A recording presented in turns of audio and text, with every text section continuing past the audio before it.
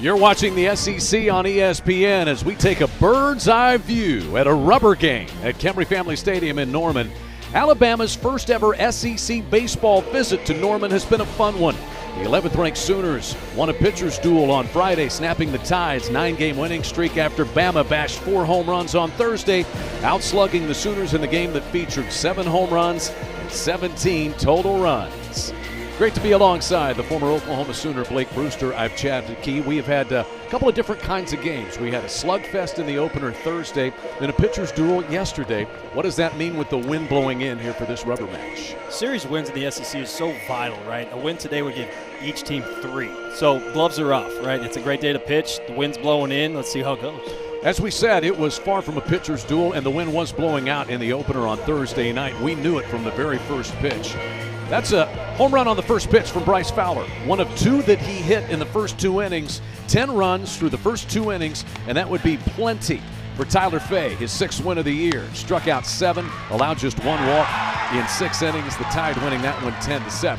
Yesterday, it was Oklahoma ace Cameron Johnson's turn. 6 1/3 innings. He struck out 8, scattered 8 singles, and he was able to pitch his way to his 4th win of the year. 4-2 was the final score. So you look at the series overall, as we said, wind blowing out actually in both games, though it was certainly more prevalent in the opener. And Oklahoma's pitching between Caden Leon and Cameron Johnson, 13 strikeouts. Caden Leon had an 8-out save for Oklahoma yesterday. Which brings us to today's starting pitchers and a little bit of a change for Oklahoma. With more on that, here's Carly Murray. Chad, Oklahoma will not be starting Cord Rager today. He's dealing with tenderness in his lat, so Skip Johnson does not want to take any chances as he's a very talented pitcher. So left-handed pitcher Trent Collier will take the start today. Now, Skip says we'll see how long he'll last. It will be a bullpen day for sure. Now, luckily for the Sooners, they have yet to use their 2 best relievers out of the bullpen for this series in Jason Bowden and Jackson Cleveland. Chad?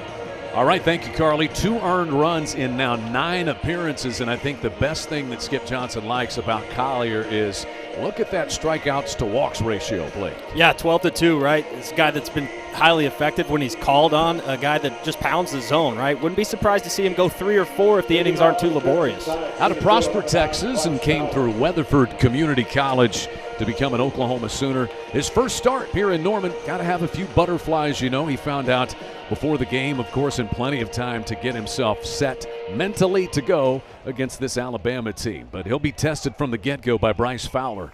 He's 5 out of 9 in the series, including those 2 home runs we showed you back on Friday. He's driven in 5 runs in the first 2 games so far. Lefty, and a big hack there at a 95-mile-an-hour fastball. Fowler and then Justin LeBron with Brady Neal, who had 4 hits on Thursday. Collier quickly out in front, 0-2. That's what you're going to get. Fastballs commanding the zone. He'll mix in a slider here from the left side, especially a left-handed hitter.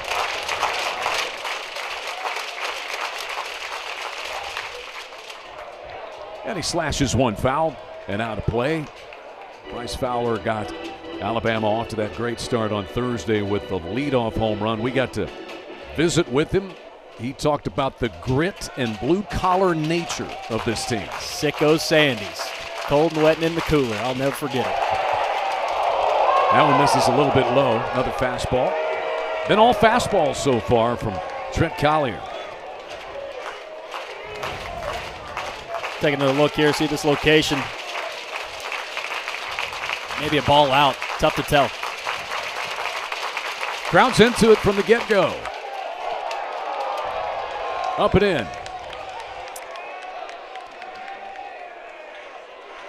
2 balls and 2 strikes.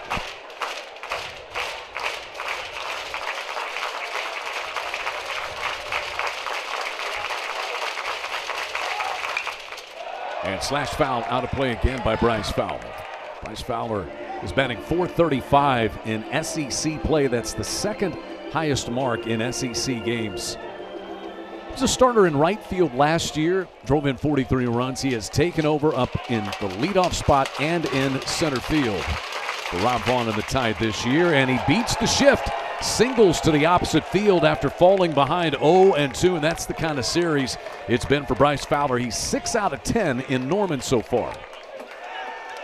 Yeah, 6-pitch at bat, all fastballs from Trent Collier. Nice job by Bryce Fowler staying with that ball, shooting it against the shift. That brings in the ultra-talented Justin LeBron. 1 hit this weekend. You kind of feel like he's due. Baseball America #2 prospect as of mid-March. Junior from Miramar, Florida. He's clubbed 11 home runs on the year. 1 for 8 so far this weekend. Yeah, it's got to be frustrating at the plate. Just hitting at a clip of below 100 on the weekend, right? Just trying to figure it out. 2 balls and no strikes. So Oklahoma starting Trent Collier here today, and then it'll be by committee following that. Good part for the Sooners because of what Xander Mercurius did on Thursday. He ate up 6 innings out of the bullpen. It's not a heavily taxed pen for Skip Johnson. 3-0 the count to Justin LeBron. Yeah, you saw Xander up to 96 pitches. That's kind of what you see from the bullpen with Skip Johnson. Guys that work to be a starter. It's not necessarily this is your role. You're going to practice like this is your role. You got to be able to fill the gap in situations like today. There's a fastball for a called strike. Wind is blowing in from the due north today. I would say about in Norman, 1 out of every 6 or 7 days, maybe you get a north wind. Yeah, you'll get a cold front every now and again. The field play is completely different. That in the hole between third and short. So back-to-back base hits by Fowler and LeBron to start it. And the first 2 men have reached for the tie off of Collier. That's an advantage count, 3-1. Gets a fastball in the middle of the plate, just shoots it through the 6-hole. Runners on first and second, nobody out here early. And Oklahoma's got activity in the bullpen, but they were expected to have that with the change in starting pitchers for the Sooners today. And there you see, already getting loose is Nick Weslowski, right-handed freshman. Here's Brady Neal, 5 out of 8 this weekend, 4 hits on Thursday. And the first pitch to him misses a little bit outside. 1-0. Brady Neal out of Tallahassee, Florida, began his career at LSU. 2 years there, had a back injury 1 year. And then last year, in his first season at Alabama, he hit just .219, but he has really broken out in year #2 for Rob Vaughn. Doing a nice job at the plate this weekend, but took a home run away from freshman Alec Blair Thursday night that really changed momentum for the Tide. Rob Vaughn said it's fun to watch him playing free and easy with no pressure. You know, you come out, you're heavily recruited, and it doesn't go well. Pressure starts to build, but he's playing with no pressure, free and easy. Swings and misses there. Maybe the best pitch we've seen so far from Trent Collier. Yeah, you'll see that against lefties, too. He can spot that changeup up at will. Trent Collier doing a nice job keeping Brady Neal off balance. You see the .377 batting average. That is 6th overall in the SEC. 1-2 pitch headed home. And then leaving things up.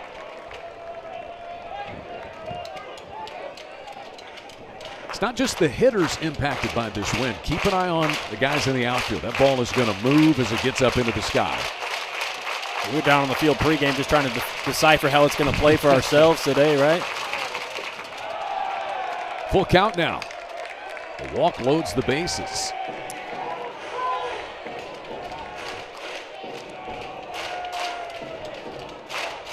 Not a real shift here for Oklahoma, and Skip Johnson's coming out quickly. You know, he's got that luxury of having so many available arms out in the bullpen, already getting loose with Nick Weslowski. And if he sees something he doesn't like, there'll be probably an attempt to correct and then a quick change. Absolutely, especially in a rubber game, right? You can't fall behind like 10 like they did Thursday night. You got to try to find a way to get out front early. Skip Johnson really liked the response of his team, but you know, he's not big on using the word response. How did you bounce back? What was your response? For him, it's all about process all the way through. He's been that way for 10 years here at Oklahoma, right? And throughout his whole coaching career, it's always been about the learning process. What can we learn from today? Yes, we went down 10 runs in the second inning, but we fought our way back. It made that a 10-7 ball game and had a chance to win that game late. How can we learn from our mistakes? So full count, 3-2. First 2 men have reached, and a big pitch early to Brady Neal. Fouls it off. This is what the Tide's done all weekend, just being grimy at the plate, battling out at bats, hitting balls for hard in the zone. See that through the first two batters, Fowler and LeBron in this first inning.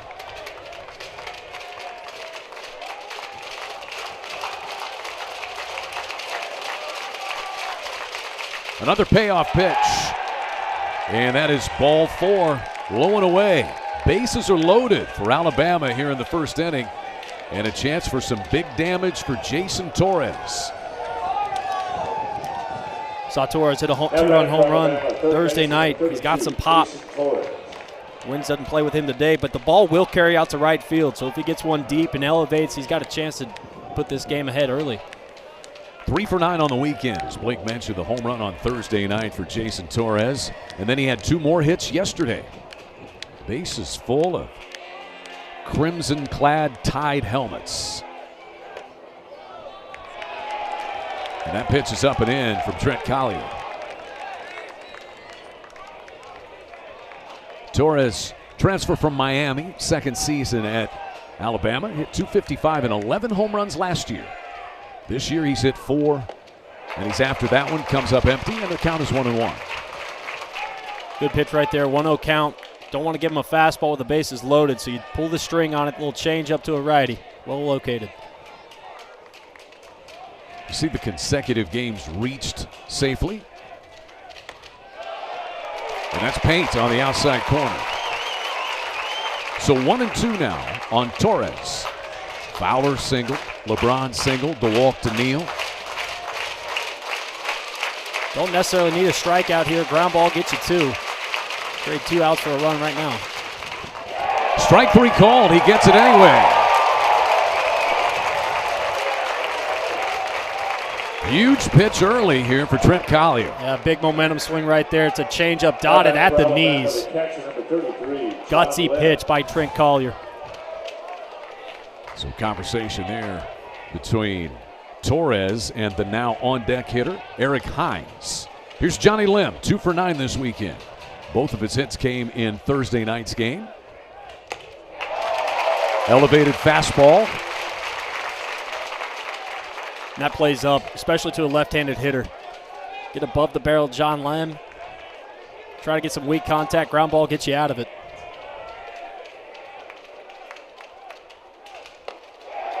And strike 2, fastball. You know, Collier has missed with a few pitches, but he's not missed badly. He's been around the zone. Right, Trent Fowler battled him out and worked that count full to get it a base hit knock, and then he's just been more convicted since then in my mind. 0-2 is a fastball that's Paint. Back-to-back strikeouts looking for Trent Collier now. Just what I was saying, more conviction. This is a fastball on the outside corner, just dotted. Good job by Brendan Brock serving that up, making it look as good as he can. Base is still loaded, but now 2 gone for Eric Hines, who's in his first plate appearance of the weekend.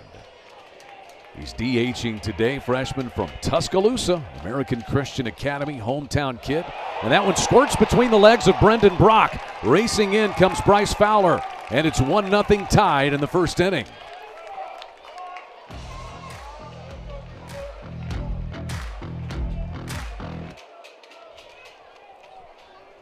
We'll have to take another look at it. It looked like Brendan Brock just did not quite get down on that ball. And, you know, sometimes we get that turf bounce. Yeah, you're kind of got an in-between hop. You don't know if that's going to skip on the plate or it's kind of a spiked fastball. Tough to block, but you see that a little bit here and there from Brendan Brock. That one gets between his legs, and Justin LeBron will score. So some difficulty behind the plate. Don't know if it's a mix-up or Brock just not blocking those balls, but Alabama leads it 2-0. And Collier works so hard to get the strikeouts. Now you give 2 away here. In my mind, this is what you get from a one-knee down perspective. See the glove kind of rises up. You've got to block that whole area with one piece of leather. Right, it kind of rides up, scoots between the legs once again. So both of those pitches were in the turf. I would expect they'll be wild pitches, but ones you expect to get blocked.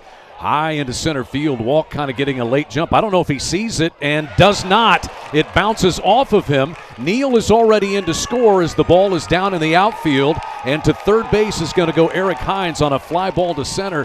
The Jason Walk really never got a good look at it. It's 3-0 Alabama. It's going to go down as an E8. Kind of bounces off the chest of Jason Walk. Check and look at the swing. Miss it. Hits it a mile high. Yeah, hits him right in the belt. You're right, though. Battling the sun the whole way. It's a high sky. Tough to read fly balls today. So 3-0 tied. After Collier got the back-to-back strikeouts with the bases loaded, you get the 2 wild pitches, the misjudged fly ball, and the final out into the glove of Dayton LaChance off Justin Osterhaus's bat. Inning over, but the tie will strike first. Sooners coming to the plate for the first time when we return.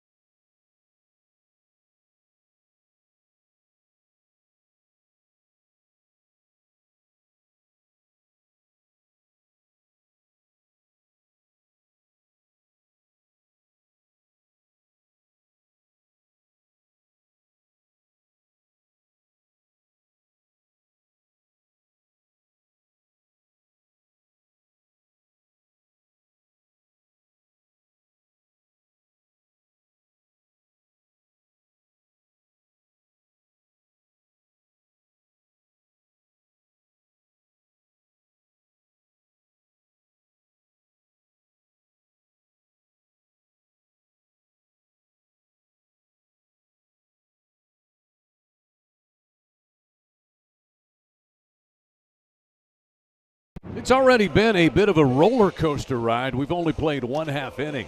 Alabama leads 3-0 in the rubber game between these two teams here at Kimry Family Stadium in Norman. And Oklahoma coming to the plate for the first time this afternoon. Trey Gamble and Camden Johnson with Brendan Brock. Jackson Willits has had 3 hits this weekend. And Trey Gamble hit a 2-run home run as Oklahoma hit 3 homers in the game back on Thursday. Yeah, did a nice job battling it back in that game. Go down 10-1 early and fight it all the way to make the 3-run game and had a chance to win. What a crazy outcome in the top of the first. 2 wild pitches and a drop fly ball in center field. Miles Upchurch, the starting pitcher today for the Crimson Tide. It's his 8th start, 3-2 record. Longest outing was 6 innings against North Florida. Had kind of a couple of tough starts against Kentucky, where he went only 3 2/3 and then a third of an inning against Florida. But he bounced back last week. 4 1/3 innings, gave 1 hit in the win for Alabama against Auburn. To me, it's going to be the command today, right? The 19 walks in 27 innings. The fastball is 92 to 93 that plays up, and he'll work that curveball right off that tunnels out of the same location. Miles Upchurch, a guy that Rob Vaughn has known about for a long time. He's from Odenton, Maryland, and was committed to Rob Vaughn when Rob was the head coach at Maryland. And then, of course, Rob Vaughn gets the head coaching job at Alabama and the services of Miles Upchurch when he decided to go to Tuscaloosa. Trey Gamble. And that one pops out of the glove of Johnny Lim.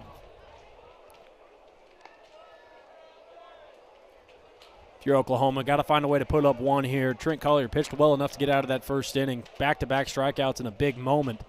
And the defense kind of fails him a little bit. Got to find a way to get the momentum back in your dugout. Fastball is a called strike, 1-1 to Trey Gamble. Batting .313, which is second on this Oklahoma ball club this year.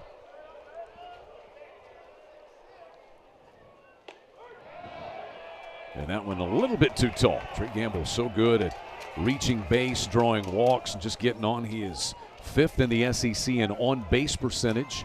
.504 is his on-base average. That's what you need out of your leadoff guy. He's taken a couple of pitches here and has a chance to get Oklahoma a base runner to start. This is what you want, right? Your first guy at the plate after giving up 3, extended it back into an advantage count here. And there's ball 4. It is a leadoff walk. So as was the case with Alabama in the top half of the inning, Oklahoma gets the leadoff man aboard. And that can kickstart this offense that they call chaos. Right, you got speed on the first base. You got a guy that can handle the bat, and Camden Johnson in the 2-hole. look for action early. Camden Johnson's had a solid weekend, 3 for 9. He's driven in 3 runs. Had a triple back on Friday that got the Sooners within 10-7. The Tide eventually able to slam the door there. And Camden Johnson overall for the Wichita State transfer, 3 homers, .305 average. He's driven in 20 runs.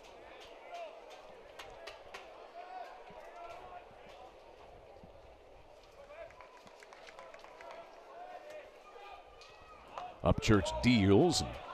You think he's going to go ahead and bunt, showing bunt, but pulling it back there, Blake? Yeah, I think Reggie wants to see where the defense works. You got Torres crashing in at third base, which is approachable, but if you're going to put the ball down here, you want to put it down the first base line towards Luke Vaughn.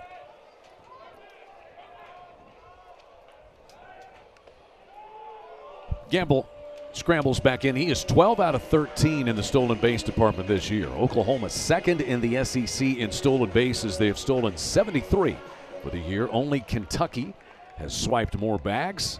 They have stolen 85 bases.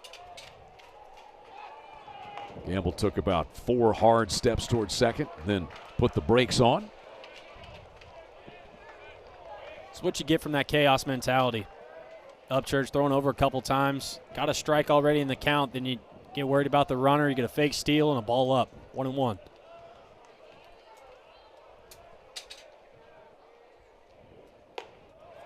And that one a little high as well. It is a tight strike zone, would you agree, in the early going? Yeah, absolutely. I think these guys are getting graded behind the plate, so they don't want to make too much egregious calls up or down. You're not going to get that ball out over the plate. Just trying to tighten it up and make these guys make a pitch. There's ball 3 to Camden Johnson, and Johnny Lim is going to go out for a visit here with Upchurch. Staked to a 3-0 lead and unable to find the strike zone consistently as this freshman. But, you know, you think about it. This is a true freshman. You know, you get thrust into the lineup, and he had some really good early outings, 11 strikeouts in 6 innings against North Florida. Beat up a little bit in the first couple of series. But here he is on the road, and about 4,000 people in the stands. Although I suppose you look up, you do see a lot of crimson one way or the other. You might be fooled into feel thinking, at home. Yeah. Doubt it. But maybe. This one ripped down the left field line and foul by Camden Johnson. Oklahoma's got these explosive athletes, multiple, and that's what they have recruited. Todd Butler, recruiting coordinator for the Sooners. You go out and get guys like Camden Johnson, who can run a lot. Trey Gamble can run. Jason Walk and others they've had over the years. A guy like John Spikerman. To left field, Osterhaus chases toward the line, and that's going to land foul out of his reach. So we'll do it all over again. But the recruiting strategy really fits what Reggie Willits wants to do with the Oklahoma offense. And just talking to Camden Johnson when he spoke with Todd Butler about coming to Norman, he said, yeah, Reggie Willits' style, guys that have some speed, a little bit of pop, and are good defenders. He said, that fits me well. And so he wound up here in Norman. Trying to put a 5-tool team together, right? Like, that's obviously the goal for every team, but they've done a nice job of mixing it. There goes Gamble. This is backhanded at first by Vaughn, and Oklahoma starts the runner and stays out of any possible double play. They advance the lead runner, but nicely done there by Vaughn, who was playing in to respect the bunt possibility from Camden Johnson. Number 10, Brendan Brock. That brings in the Sooner catcher, Brendan Brock.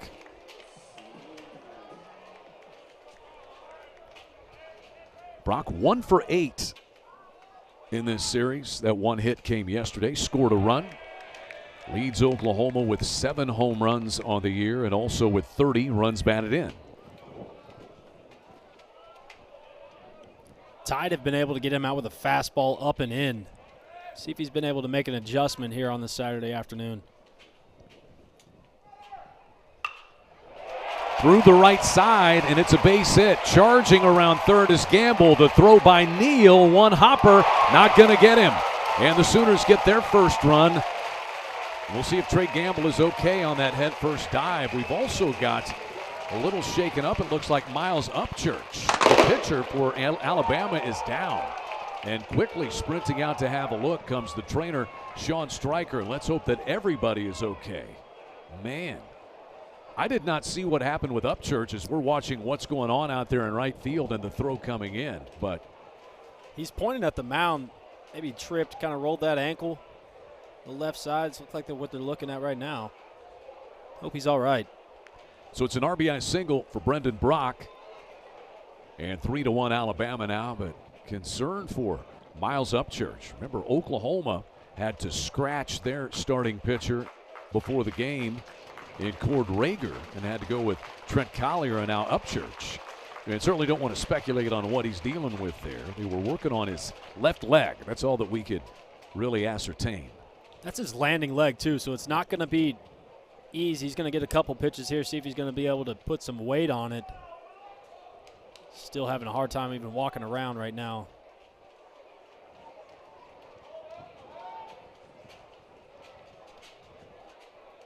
I think we were talking about on Thursday as we get another look at this.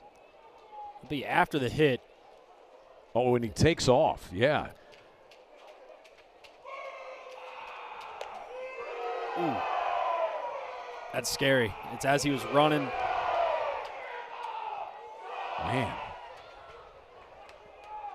And you see Gamble was slow to get up. Let's see if there was anything there with him. Didn't look like any contact. Blake, you see anything that might have tweaked Trey Gamble? Maybe the brim of his helmet coming right into his nose. Yeah, that's always a problem. And I think it's going to be a pitching change here. They're just not going to take any chances with this freshman. So 2 freshmen scheduled to start the game. Cord Rager unable to for Oklahoma. And Upchurch leaves after 14 pitches, so Rob Vaughn will have to go to the bullpen. And we could see as soon as the trainer came out, some pitchers went running out to the bullpen for Alabama to try to get loose. And we will see who enters the game. Looks like it's going to be Ashton Crowther. Yeah, that's tough, especially for 2 head coaches. Having talented freshmen on the mounds, they really impress you. Got talent, and you don't even make it out of the first inning. Hope he's okay. So Crowther will be able to get loose out of the bullpen. Let's look one more time here. It's going to be when he takes off towards first base to back up. Yeah, maybe rolled it a little bit, get on the left side of that left foot.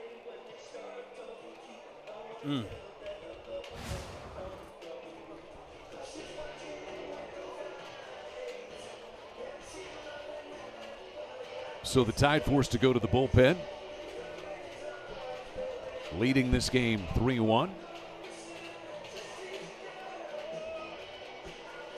Crowther is a transfer, spent 2 seasons at Miami, his first year at Alabama, and he factored into their win in the Florida series. He went 3 1/3 innings coming out of the bullpen in that 3-game series. Alabama began the conference play losing 3 against Kentucky, but they had back-to-back sweeps after that. Big sweep of Florida, and then last weekend sweeping Auburn in Tuscaloosa. First time they've swept Auburn in Tuscaloosa since 2012. And a little different journey for Oklahoma through SEC play to start. The Sooners have not won a series opening game yet, but in 2 of the previous series, they came back and took the other 2 games. Oklahoma opened with Texas A&M here in Norman, lost the opener, took the next 2. Went to LSU on a spring break trip. They lost the opener there, came back and won the next 2 games. Then they got swept down in Austin last weekend, and it was a crazy week in the SEC. Not that it isn't every weekend, but you had 7 sweeps in conference play last week. Oklahoma was one of them on the wrong side of it. Alabama was on the right side against Auburn. And here again, Oklahoma loses the opener, but they bounce back, take game 2 yesterday, and we'll see what happens in this rubber game. We talk about the 56-game schedule just being a sprint, right, Chad? You don't really have opportunities to take a lull. I really credit the Tide for getting swept by Kentucky and then coming back and just finding a way to get hot. They did it past 2 weekends, started off Thursday night, hot again. They've done a really nice job of righting the ship and putting themselves back into contention. So we await the arrival of Ashton Crowther on the mound here. He'll face Jackson Willits of Oklahoma. Let's kind of check out the SEC scoreboard so far on the weekend. Vanderbilt and Texas A&M are done with their series. They played a doubleheader yesterday, swept by the Aggies, including a 12-0 7-inning run rule after Vanderbilt won the opener on Thursday. They played that doubleheader, and A&M won the 2 games yesterday. LSU and Tennessee got their series started yesterday. LSU winning 7-5 in Knoxville. Grand slam from Derek Curiel as part of that. Missouri with a road win at 24th ranked Kentucky 5-4 yesterday. Only the second home loss of the year for the Wildcats. And then kind of the feature series, you might say, 5th ranked Georgia at 4th ranked Mississippi State. And Georgia has taken the first 2 games of that series, their first series win at Mississippi State since 2008. And then you got Arkansas and Auburn. Their series is even at a game apiece as they also play a rubber game today. But Ryder Helfrich had a 2-homer game yesterday for the Razorbacks. Texas bounced back with a 5-3 win at South Carolina. And so that series is also even at a game apiece. And even as well is Florida and Ole Miss, with the Gators hosting Ole Miss. Yesterday, Aiden King pitched shutout for 7 innings. That's the 7th shutout for Florida pitching this year. And again, that series is all even at 1 game apiece, as is our series here.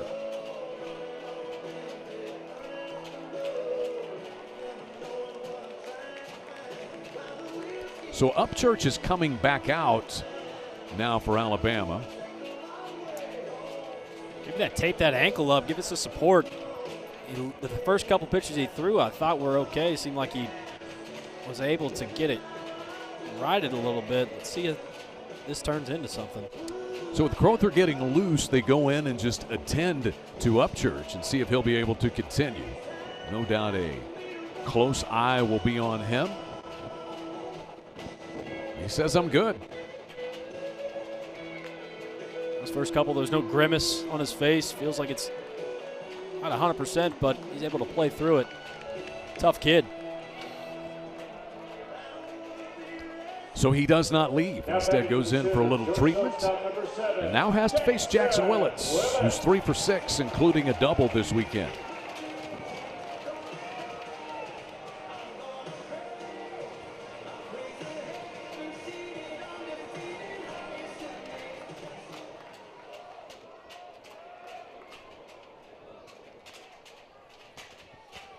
So the 10-minute injury timeout is over with. Brendan Brock takes off. The throw goes into center field. Brock thought about going to third, but Bryce Fowler fairly shallow out there with the wind blowing in. And so he was easily able to reach it. It'll be a stolen base, though, for Brendan Brock. A little bit of that chaos. Got a fake bunt. Getting the eyes of John Lynn behind the plate. Gives Brendan Brock the chance to steal that base. How about a catcher that's 15 out of 16 in the stolen base department? Athletic, man. Just trying to change the narrative. Upstairs to Jackson Willits, the new father. You see Oklahoma's stolen base numbers. They add one. They're 74th, as we said, second in the conference in stolen bases.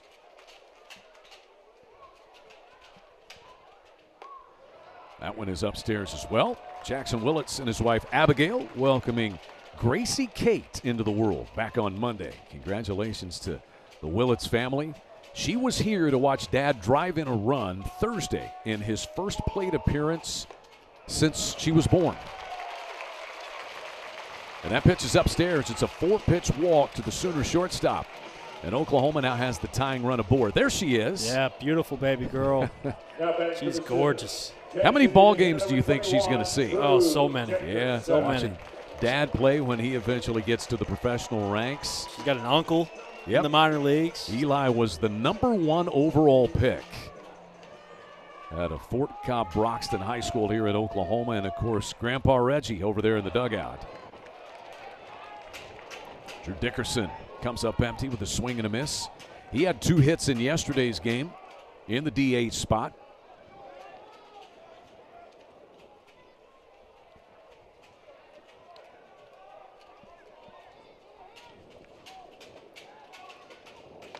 Oh, 1 is swung on and missed. Last 2 pitches have looked good for Upchurch. Yeah, this is the breaker that he likes. True 12-6, got a really good bite on it. Tunnels out of the same window as the fastball. Tough to adjust. Dickerson has a little pop. He's hit 2 home runs. Not an everyday guy necessarily for the Sooners, but he goes after that one and just had all kinds of trouble with that breaking pitch from Upchurch. 2 down. If it's not broke, don't fix it. Take a look at this shape. Now back to the Sooners. Rides the top of the zone, gets a swing and miss. Blair. Here's the freshman, Alec Blair.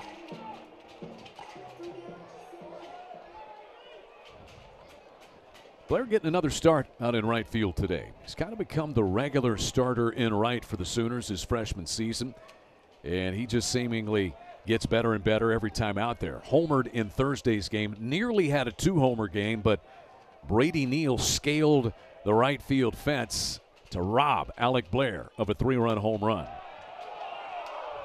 Undaunted, though, Blair then homered to the opposite field. He said, okay, I tried Brady Neal. This time I'll just hit it over the head of Justin Osterhaus in left field. Yeah, that was impressive for me, right? Usually young freshmen, especially long levers, projectable guys like to get in there and pull, but to be able to see him have some power to the opposite field is impressive. And I think that's one thing Skip Johnson certainly has talked about with Alec Blair, his ability as a freshman, but with all of this raw athleticism to make quick adjustments. And just be coachable, right? Like, especially as a kid, like you're just trying to figure out this game. It's really fast right now, but listen to the guys that have been there before and make adjustments on the fly. Yeah, coaches say, well, I've told you 3-4 times. Why haven't you adjusted? Well, maybe I'm not that athletic. Maybe I'm not understanding the way that you're saying it, but Blair's one of those guys you just say, hey, this time, slider low and in, here's the adjustment you need to make, and he'll hit it off the left field wall. Pulls this one, foul. Oh, that's a nice play coming. Oh! A for effort. You got to get a replay on that one. He got a good start on that. Good jump on it. Here we go. Really good jump out of the box. Good angle. Almost makes the play. The glove angle was a little bit steep, and then he just loses his footing. Yeah. How are we going to rule that one? Base hit? We going base hit on that one? I'm going EE for equipment.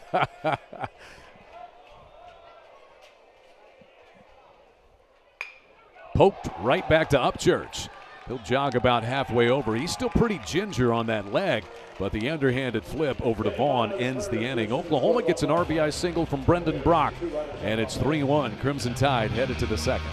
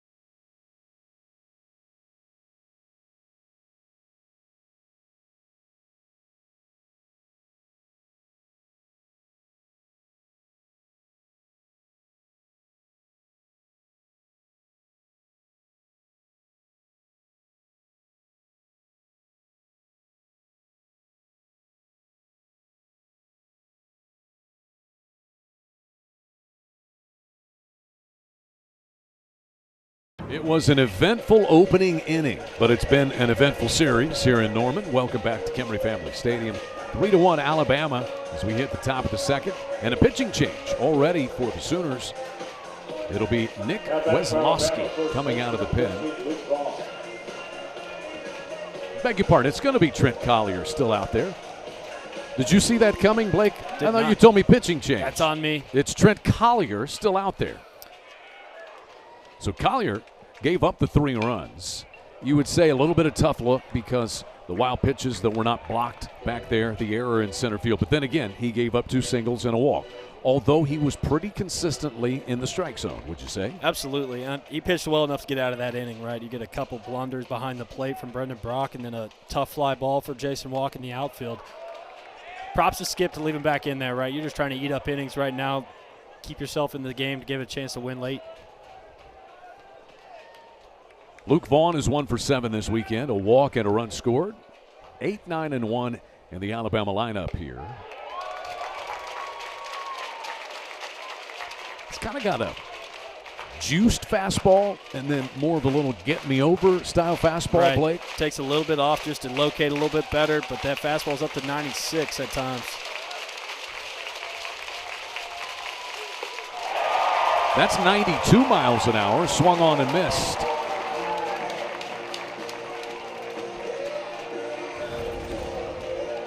Location's been key all day already. Fastball at the letters. It's Luke Vaughn to swing right underneath it. Great location. Strikeout number 3 for Trent Collier. And here's Brennan Holt, second baseman again today, 0 for 5 so far this weekend.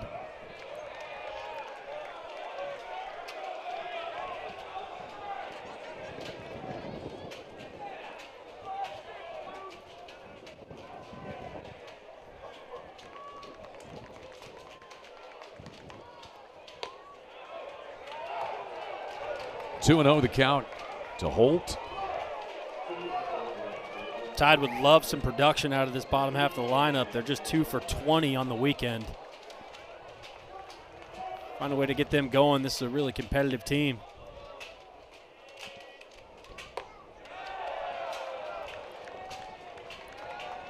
Collier walked 1 in the first. Walks have not been much of a problem for him on the season. He is up to now 15 strikeouts and 3 walks total.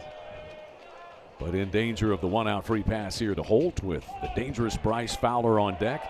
And it is a 4-pitch walk to the number 9 batter. That will get Bryce Fowler back up there. Now batting for Alabama is center fielder number 9, Bryce Fowler. Yeah, now 6 for 10 on the weekend. This guy's a tough out, man. Really competitive in the box, gives you a tough out.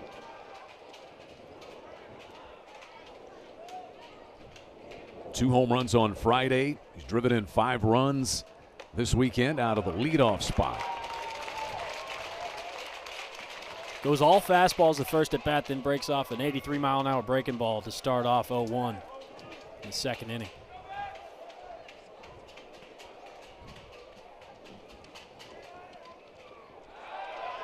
They've got him picked off. The throw is on target by LaChance. Tag applied by Willits.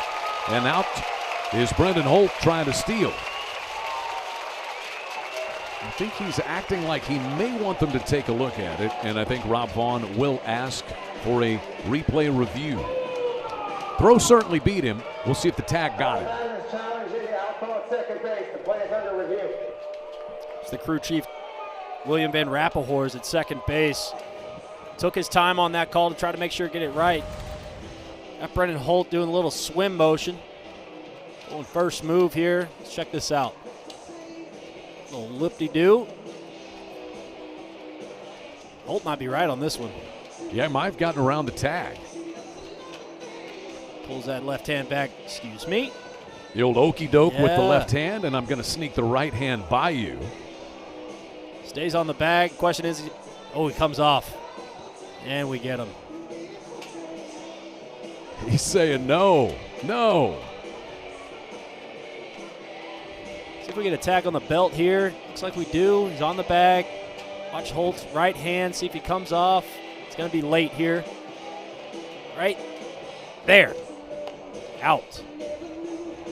That's what you're going with. Maybe a little daylight between second base. I don't know. I would think with the Hawkeye view between third to second, that view down the line, we might be able to see that. But you're telling me you don't feel like the initial slide that there was a tag, that he got around the initial tag. Correct. I think he acquires the base with a tag on the belt, and then it comes off. I like that word, acquires the base. Then he gave up the acquisition briefly, Correct. failed to reacquire. He acquisited his request Sure. for the stolen base. It's APA format, all that. Plenty of references. Again, it's going to have to be undisputable evidence to turn this over. I'll give this game this. It's been eventful. 45 minutes we've played, an inning and 2/3. And we've had a lot to digest. This is a lengthy review as well for this. This is maybe the longest with the centralized review that I can remember this year. Here we go. He is out, and Alabama is down a challenge. So the call is confirmed. It is 2 down, bases clear. Credit to Rapperhorse's second base umpire. Stays with this call. Doesn't go with it right here. Takes a second, gathers himself, and I think he sees him come off the bag there. I think that's where he punched him out. Fowler comes up empty on that fastball, and it's 0-2 to the Alabama leadoff hitter.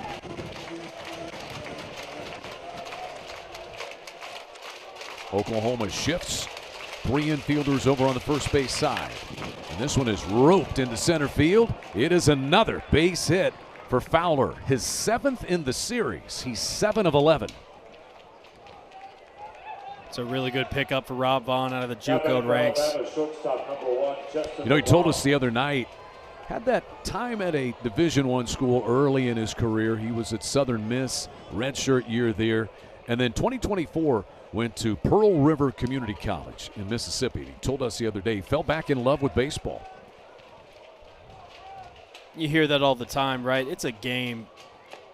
You got to remember yourself. You got to have fun. A lot of these kids are getting paid now these days. It becomes more of a job aspect. But at the end of the day, you're playing a game. And you got to remember why you picked it up when you were 3-4 years old. Because your dad told you that you were going to play Little League Baseball? That's fine. I told my dad I was playing Little League Baseball. Downstairs to Justin LeBron. He singled and scored in the first. Once again in the first inning, Fowler singled, LeBron singled, Brady Neal walked. Bases loaded, nobody out. Collier got back-to-back strikeouts. Then back-to-back wild pitches scored Fowler and LeBron. And Eric Hines lifted a fly ball to center that was misplayed by Jason Walk for an error. That scored Brady Neal. And you see ESPN's Callie McDaniel where Justin LeBron rates third. Texas commit Grady Emerson is also up in the top 3. And you've got 3 either current or potentially future SEC players who are in that top 10. Oklahoma would have one in Eli Willits, but he was the number 1 overall pick out of high school last year. And if only he stepped on campus at OU, right? He was here a few times taking batting practice and working out, and it was pretty impressive. Correct. That pitch runs in and misses, 3-1.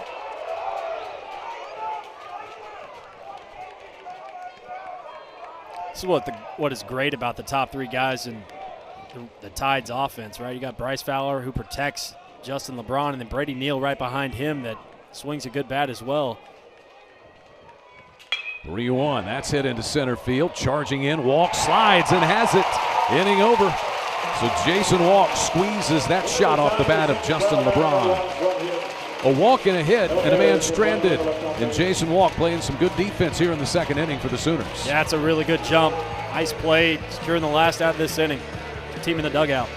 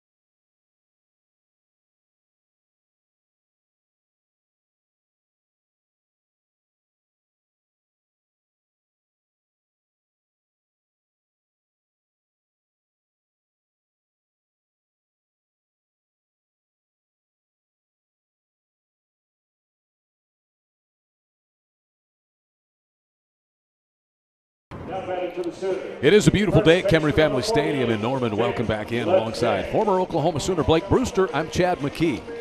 Rubber game between the Crimson Tide and the Crimson and Cream. Just looks cool when these two teams get together, doesn't it? I had trouble in BP. I know I it. didn't know the Sooners got off the field, and I'm still seeing Crimson out there. I'm like, man, it's long home BP here. Dayton LaChance is in, and fortunately Miles Upchurch looks like he's okay. Shaken up, it was a left leg / foot. Went in, took a 10-minute injury timeout. They got him taken care of, came back out, and was able to get the final 2 outs in the first inning. LaChance is 1 for 7 this weekend. Does have a run driven in with a sacrifice fly. Yeah, I think this has been the enigma in the Sooner lineup. Guy that hit a lot of home runs at the JUCO level. Just trying to get him to elevate a little bit more. But not that much. LeBron is shading his eyes. This ball's blown all the way back over, and it drops in, picked up by Vaughn. Second time we have seen the wind factor in. This time it's a gift infield double for Dayton LaChance. You and I were talking about on the field in pregame. As soon as it gets above the pergola here, above the press box, the wind starts to take it. This ball starts at shortstop for Justin LeBron and then ends up all the way in the second base position with Luke Vaughn trying to make a play. Hey, credit big Dayton LaChance for running that thing out. Yeah. You're frustrated, you hit a pop-up, but you play in this ballpark, you know there's a chance. Got a double out of it, too. Shortest double you'll ever see in your life. Branch shows bunt. It is weird. It's so strange. As you look at that view right there, the wind is blowing in, right? So you go down on the field, you don't necessarily feel it, but there's basically a wind tunnel above the roof. Or as you said, I believe, the pergola. Right. Not sure the meaning of that word. I think it's some sort of fancy outdoor shade area. Yep. Okay. But it's a roof. And when you get up above the roof, no matter which direction the wind is blowing, in or out, there's a jet stream up. Correct. And most of the time when it blows out, it's taking it out to the outfield. But on today, like today, it's bringing everything back in. Branch pops this bunt up. Lem has it. 1 down.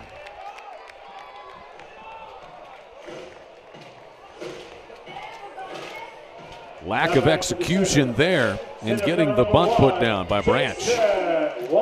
Yeah, pretty uncharacteristic for the second baseman. Handles the bat pretty well normally. Just gets the barrel underneath that fastball and pops it up. John Lem, easy out number 1.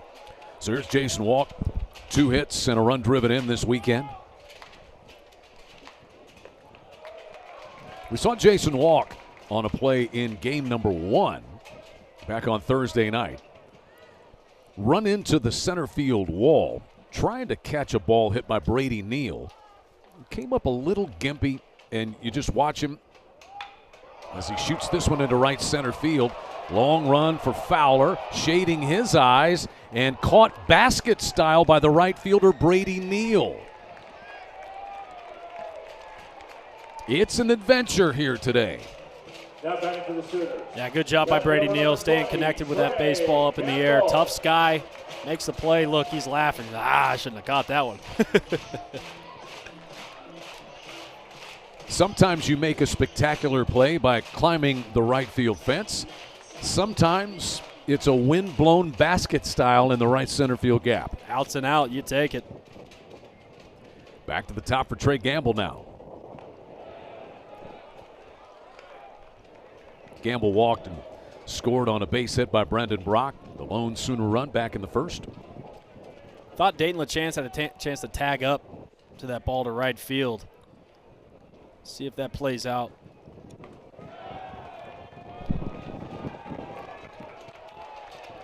One and one now. The Alabama fans groaning about that ball strike call right there. I think they got a complaint there. They caught all the plate right at the knees.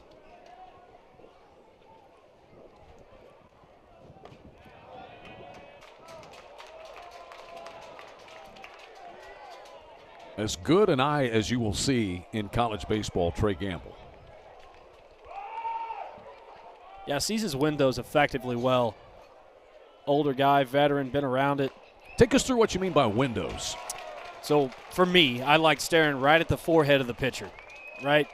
It's kind of a soft focus to see everything coming out of the arm, right? If I'm trying to focus exactly where his arm is coming out of, I'm trying to see the shape of the fastball and understand what his breaking ball is doing. If it pops up, I know it's off speed. If it stays flat, I got a fastball. You got 0.4 seconds to figure it out, so you got to find a way that works for you. Some guys stare out into the open area where his arm would come through. A lot of guys, for me especially, I stared right at the logo right off his forehead.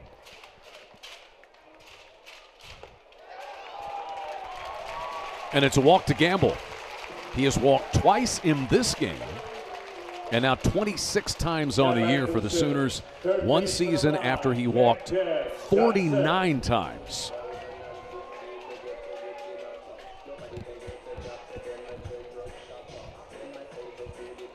So the potential tying run is aboard for the Sooners, and here's Camden Johnson.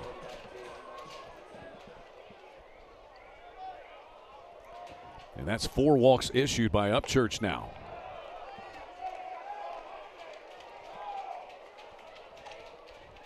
Pitching's been good both ways in this series, honestly. That is, as we said, 4 walks issued by Upchurch. Alabama pitchers had issued only 5 total walks in the first 2 games combined. And Oklahoma similar.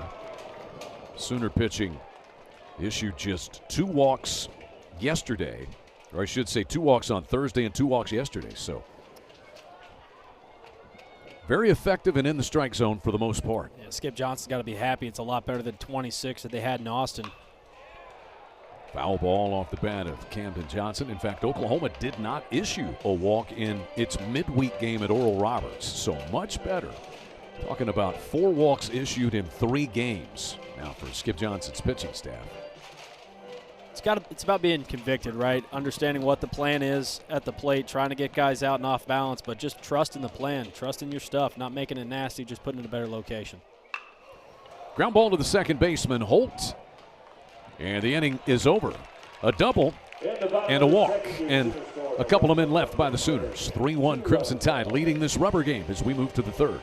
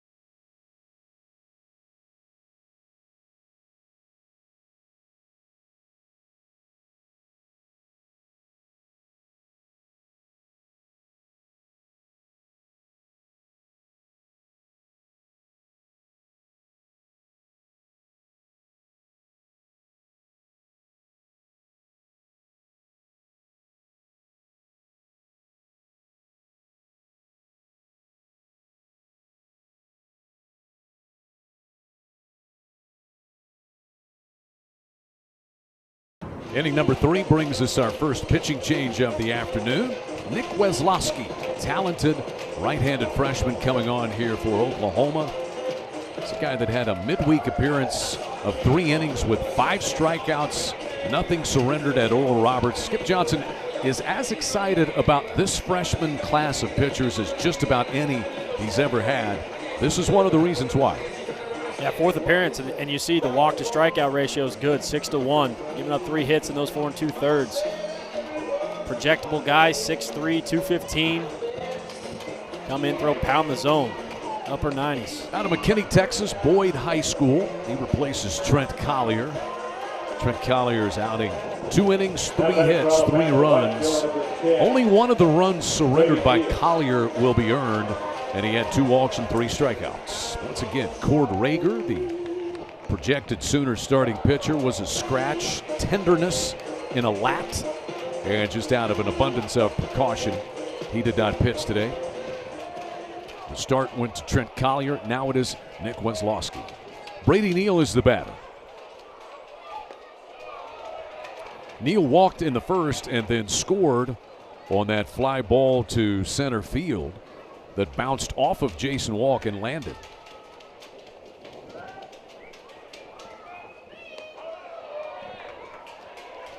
(2-0) to Brady Neal. 5 out of 8 officially this weekend. 4 hits on Thursday. A triple and a double included.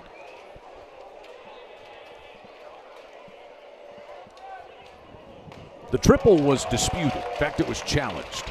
It went off the top of the wall in center field and then came back into the yard, ruled a triple.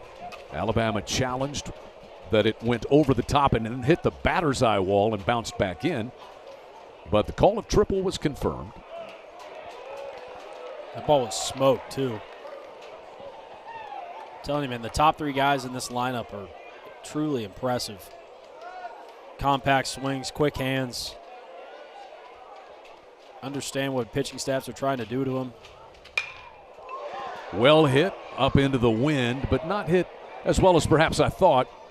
And coming in is Trey Gamble. I think he believed it was hit a little better than it might have been, but you got the wind coming in and no chance. Third baseman number 32, Jason Torres. Yeah, it's a vacuum up there in left field today, left center. If you're going to go that way, it's got to be on a line.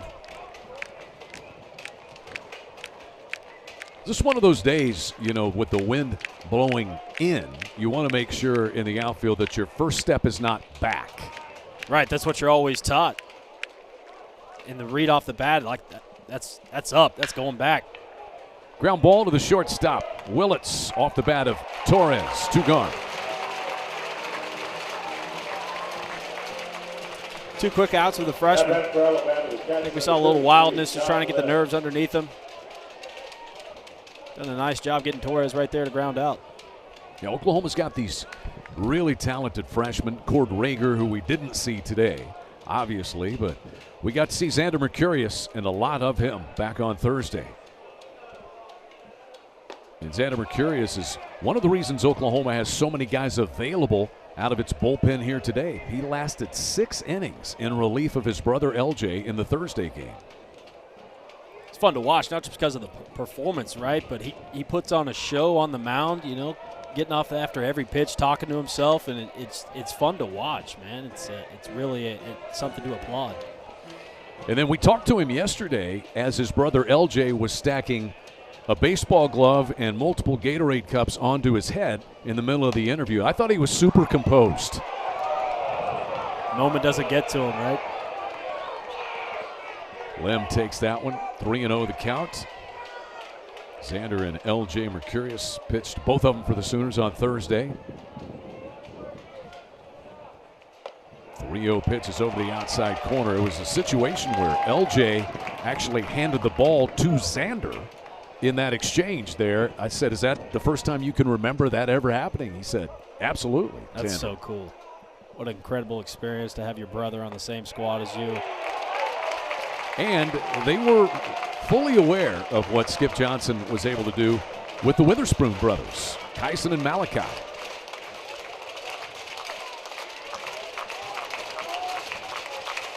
Full count, crowd into it. Ripped into center field by Lem on a 3-2 pitch. 3rd hit of the weekend for Johnny Lem, the catcher.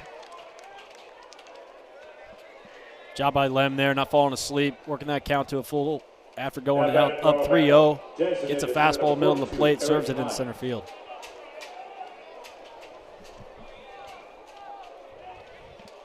So the inning continues for Eric Hines.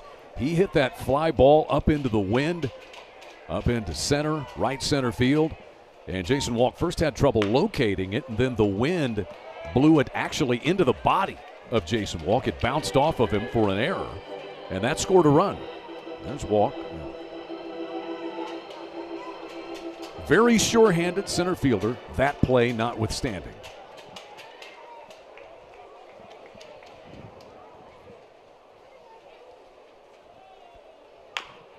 Slow roller going to be a tough play. Camden Johnson, the bare hand, and just eats it. As Eric Hines just a little too quick going down the line. It'll be an infield hit for Hines. Hard 90 for the number 42. I think a good job by Camden Johnson eating that baseball, not allowing Lem to get to third base. Keep the easy out up the middle. Here's Osterhaus, 1 hit on the weekend, 1 for 7, but that 1 hit was a home run back on Thursday. A threat here for the Tide against the newly entered Nick Weslowski. Left that one up and over.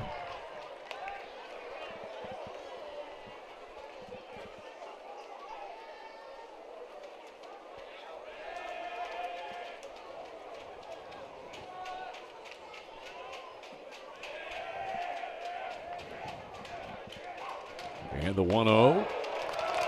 Took something off that one and got it in there for a strike. We're breaking ball at 73. Kind of a sweeper action, not necessarily a slider that has more horizontal. Got some depth to it. This one hit foul, out of play down the third base line, and 1-2 now.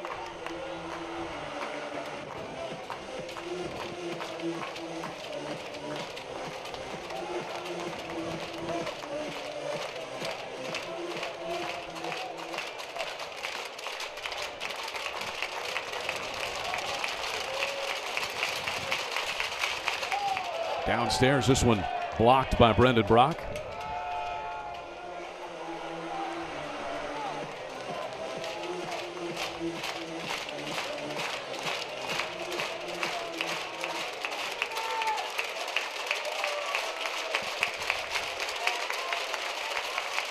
Lots to get into for the crowd early in this one, and that one is fouled back.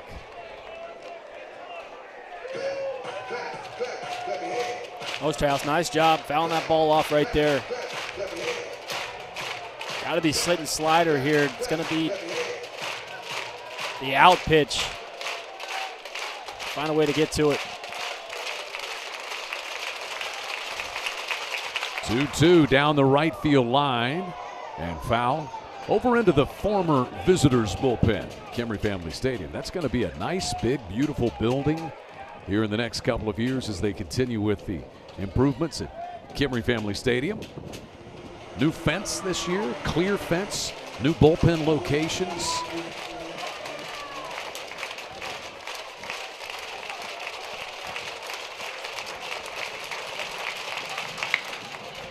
Willits, the shortstop. He'll take this over to first, and the inning is over. Back-to-back hits by Lem and Hines, but they are left stranded.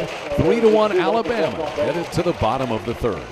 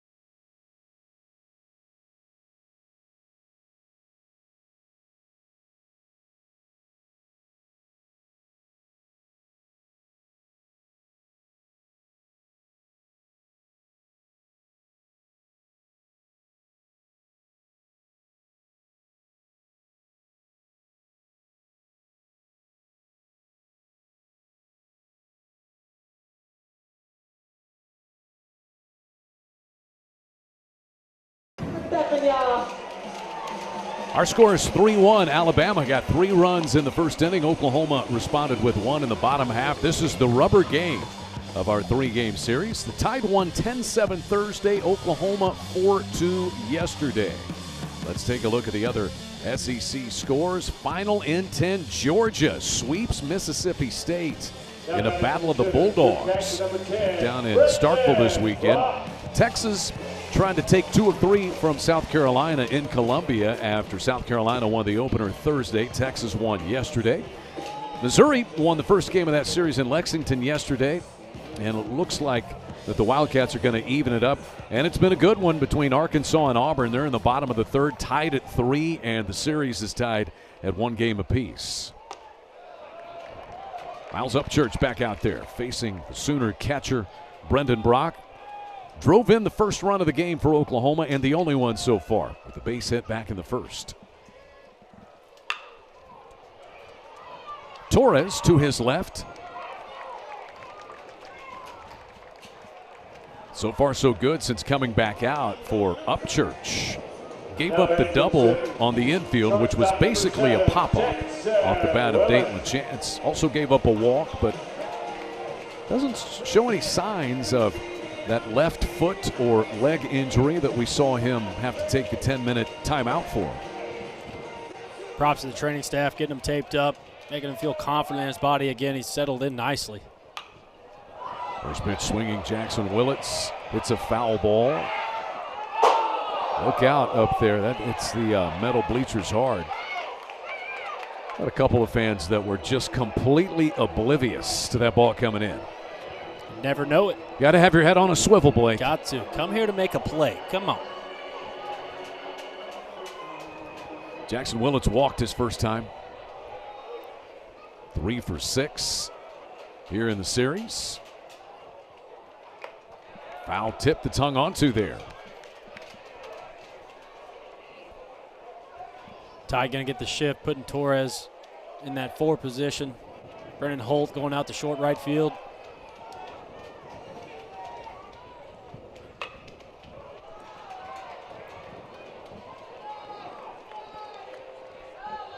So if he stays on his feet this time. Long run. That is. Just go to the bullpen. You know, Attaboy. the bullpen does have a door. One of those guys could have just walked out, taken about 3 steps and picked that up. But we appreciate the effort. He's going hard today. Yeah. All those equipment guys.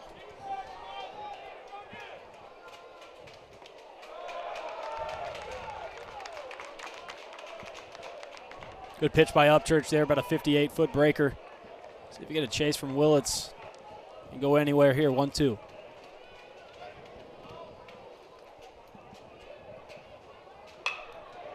Trying to beat the shift. And LeBron scoots to it, fires wide. It goes into the dugout. And Willits will wind up down at second base. We will see if that's base hit and then a throwing error. Either way, it's going to be an error. It's a tough play for LeBron. Back to his right side. Does a nice job corralling it. Strong arm over there.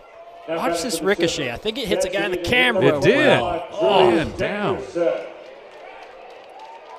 Look at this. Nice job keeping your composure. It's a tough throw. Luke Vaughn trying to come off the bag to make that play, keep it corralled. That's the first error of the weekend charged to Alabama. Runner at second base and 1 gone. Drew Dickerson with an opportunity. It will be base hit and a throwing error against LeBron.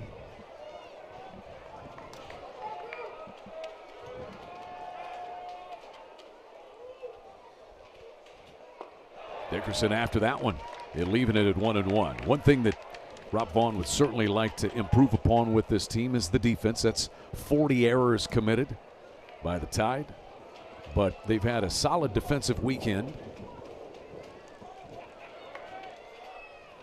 Yeah, you got 11 on the year from LeBron in that 6-hole position. Trying to clean it up.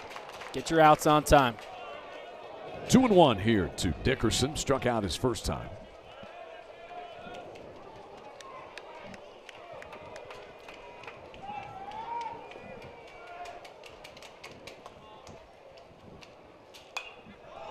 Whacked foul and out of play, so it'll go to 2-2 on Drew Dickerson. So today is Final Four Saturday, right? You got the big games coming up later. The Oklahoma men's basketball team has advanced to the championship game of the college basketball crown. Out in Las Vegas today, they beat Baylor 82-69. So they'll play in the finals tomorrow, in fact, to try to win a championship there for Porter Moser and the Sooners. Pretty cool, right? Gives the guys some chance to win some money, NIL style. Yep. Get to see more basketball from the Sooners. You know, Nebraska won that event last year, and it springboarded them to this year where they won their first 2 NCAA tournament games ever. As Dickerson, did he get hit by that? Certainly looked like it. So with 2 strikes, Dickerson gets hit by the pitch. The Sooners again have the tying run aboard. See if he gets hit on this. It's going to be a walk either way. Good job getting the bat out of the way. Fastball right at your dome. Did not get hit. Get out. You know, on occasion, you'll see that bat get left hanging up there, and it'll hit it. Yep. I was really good at hitting the bats right at guys. That's why my pitching career was short. Here's Alec Blair. How would you describe yourself as a pitcher?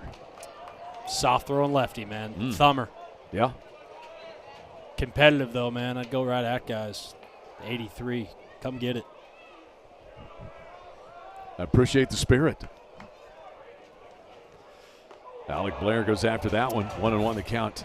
I had a coach tell me that I threw below ramming speed, which was awesome. It's like, yeah, it keeps guys off balance. You're in the showcase, you got everybody throwing 90, 94. Yeah, it's perfect. Coming in there throwing 83. And then you're left-handed, and they're like, well, maybe we got something here. We got a pitch clock warning or a violation there against Blair for not being in the box and ready and making eye contact with the pitcher Upchurch there. So they ring up a strike, and it's 1-2 on Alec Blair. And he chased that one out of the zone. Strikeout.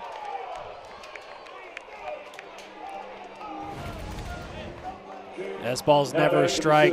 58-foot curveball. Gets Blair in swing mode right over the top. Strikeout number 2 for Miles Upchurch, who is gutting his way through this 3rd inning. 4 walks, 2 strikeouts for the freshman right-hander. And here's Dayton LaChance. To third. Force play is on for Torres. He'll take it to the bag, and the inning is over. A base hit and a walk, and 2 more men left. The Sooners have stranded 5, and it's 3-1 Alabama through 3.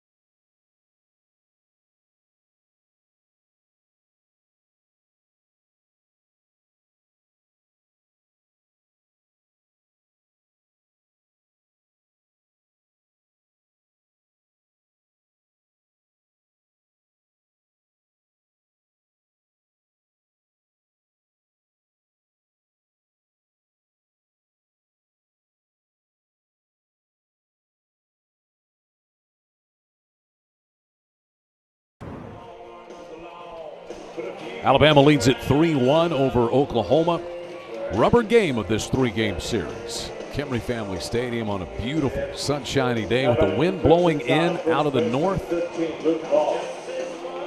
pictures tell the story of a gorgeous Saturday afternoon on Easter weekend. These teams will get to spend Easter with family and friends.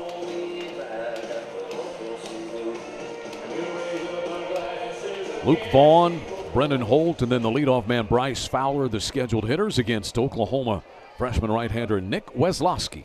Gave up a couple of hits, but got out unscathed in the third.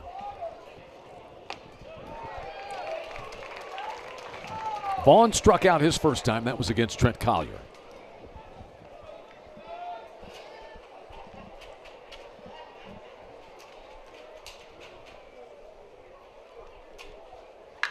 Oh, 1 pretty well hit to left, but the wind's blowing in. Gamble knows this ballpark well. Maybe twisting and turning a little bit, but easily pulls that one in. He locks down that left field spot really well. How much does it help to play in this park on a regular basis out in the outfield? Absolutely. Normal day, that ball is off the wall, right? You're chasing back, but you know the wind. You know you got a chance to make that play right at you. Here's Holt. He walked and then was caught stealing back in the second.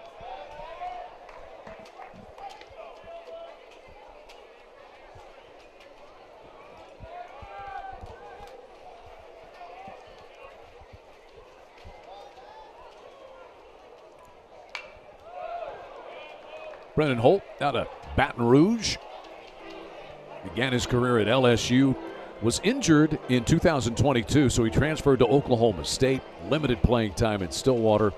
And then spent 24 and 25 at South Alabama. So he's on his fourth stop. First season in Tuscaloosa.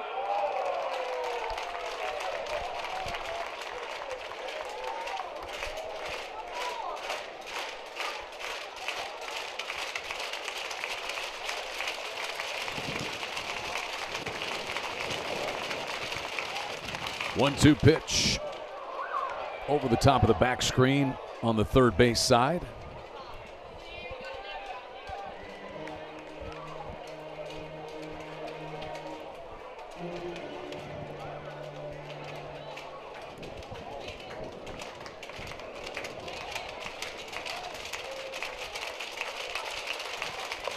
Swing and a miss, strike 3.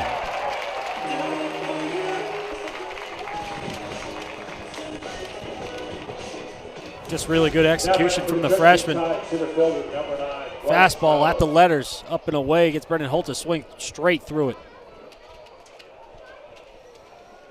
That is the first strikeout for Nick Weslowski. Bryce Fowler, the batter, 2 for 2 in this game. 7 out of 11 in the series. Hits this one into left center field. Walk has a beat on it. And it's a 1-2-3 inning for Nick Weslowski on the mound for the Sooners. 3-1, Alabama on top. Bottom of inning number 4 coming your way from Norman in a moment. All right, everyone, I need you to make some noise. We're coming off.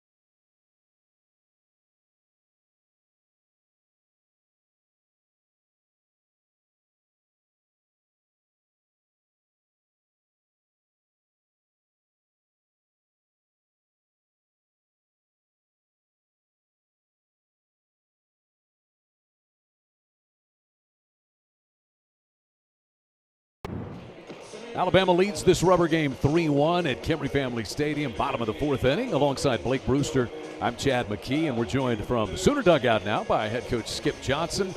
Had kind of a slugfest on Thursday, pitcher's duel on Friday, wind blowing in today. What have you thought of it so far? Well, I thought it was good. I mean, I thought, we almost pitched out of the first inning. We blocked a ball, a couple pass balls in there, and I thought he settled in. I thought Nick did a good job coming in here. So we'll see, get some runs, get a leadoff hitter on. We don't move him over and see if we can get a leadoff hitter on here. Yeah, seems like Weslowski is really throwing with conviction as a freshman. What's that mean for a bullpen day like yours. That's good. I mean, that's what happens. I mean, he's growing as we go out there, and that's what you got to do to these guys.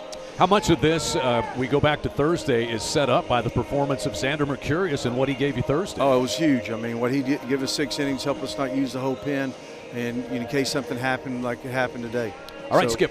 Well, sorry about that. That's all right. It's good. Thank you, guys. Appreciate it. Thank you. Bye. Skip Johnson there as we get back to it here.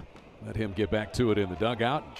Oklahoma trying to take advantage of opportunities that they have had today. Kyle Branch tried a sacrifice bunt with a man aboard in the second and didn't get it down. Popped it up for an out.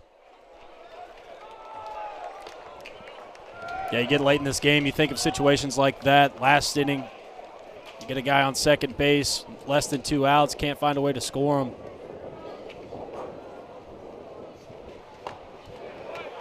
Inside, and 2 balls and a strike.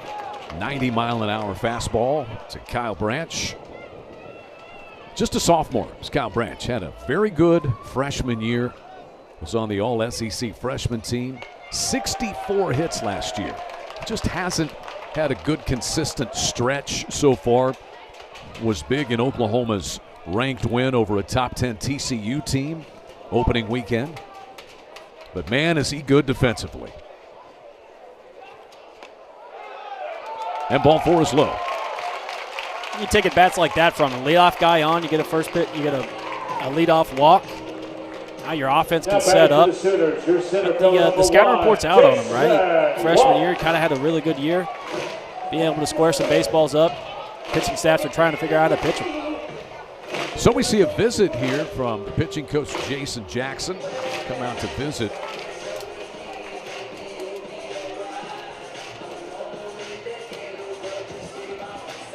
To me, it's a strategy thing. You got Jason Walk, handles the bat really well, always a threat to bunt. Good speed, making sure we get the right pitch to do it. Be sound defensively, make sure we get one out here.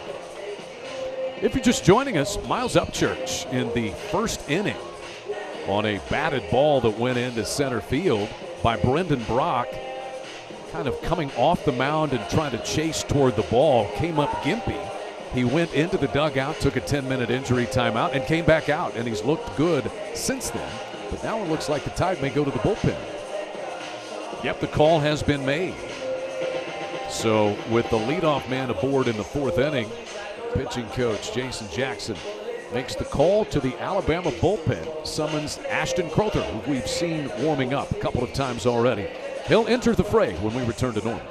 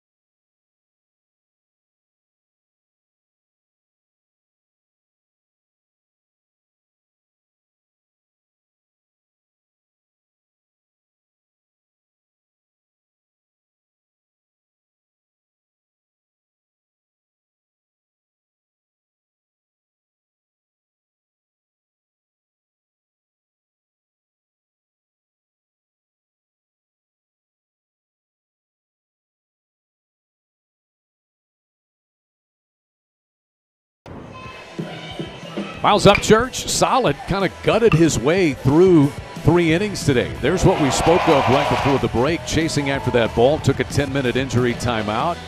Came back, he did give up a run, but he was able to grind out a couple of strikeouts. He walked 5, including Kyle Branch, who's at first base, and now first pitching change coming here for the Crimson Tide.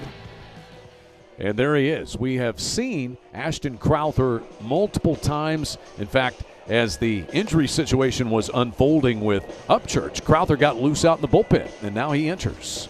6'3 junior, 215 out of Trinity, Florida. Center fielder number 1, Jason Comes in a situation where he's got to run around first base. Handles the bat switch hitter, Jason Walk. As you see, strike to walkout ratio 10-2. 2.03 ERA, 2-1 on the year. Important spot in this game in which he comes.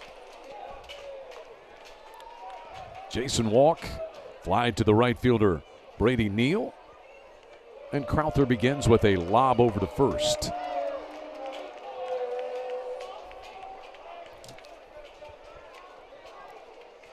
Branch is 1 for 2 in the stolen base department this year.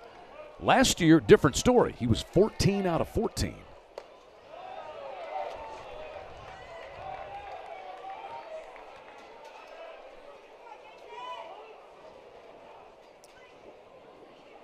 It's a good opportunity to push bunt for Jason Walk. Got a lefty falling off the mound to the right.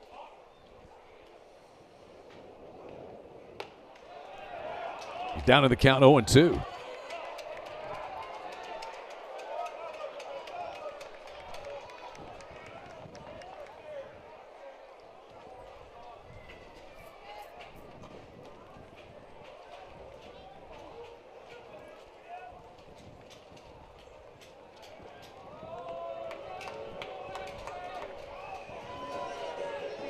Jason Walk is 2 for 6 with a run driven in this weekend.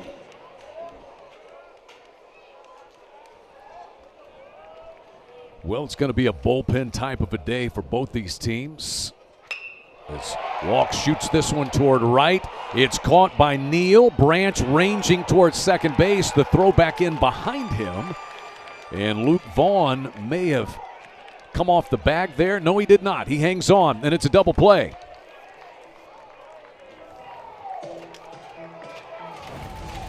Tough luck for the Sooner offense. You get a read from Branch that sees that down, takes off.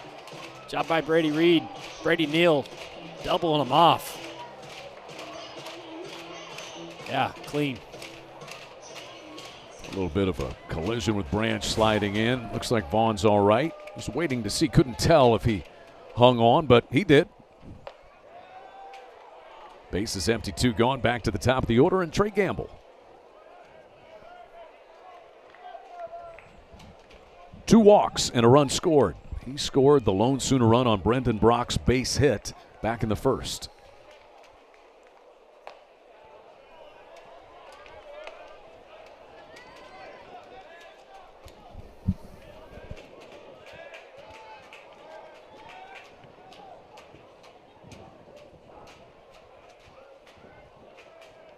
Five home runs, 21 runs batted in for Trey Gamble. Steady diet of off-speed pitches here from Crowther so far, Blake. Yeah, keeping the Sooner hitters off balance. Jaywalk squared one up. Kind of reminds me of myself a little bit, the spinner.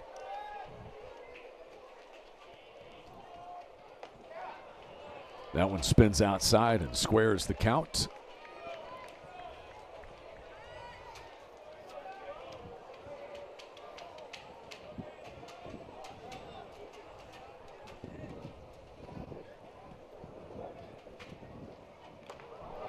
And Gamble gets hit by that pitch. He's been on base 3 times.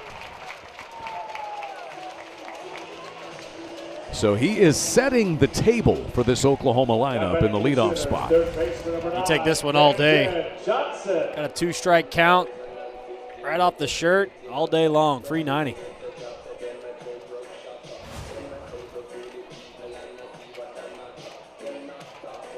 Give Gamble a minute to get his sliding glove on.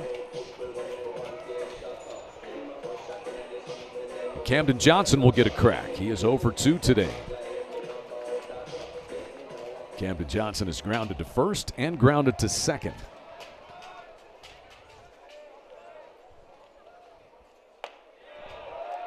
Oklahoma 1 of 10 with runners on base today.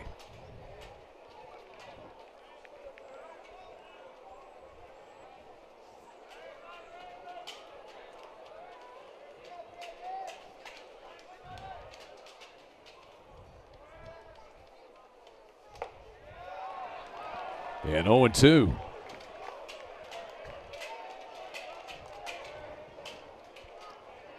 Camden Johnson, 3 runs driven in this series. Had a triple on Friday night.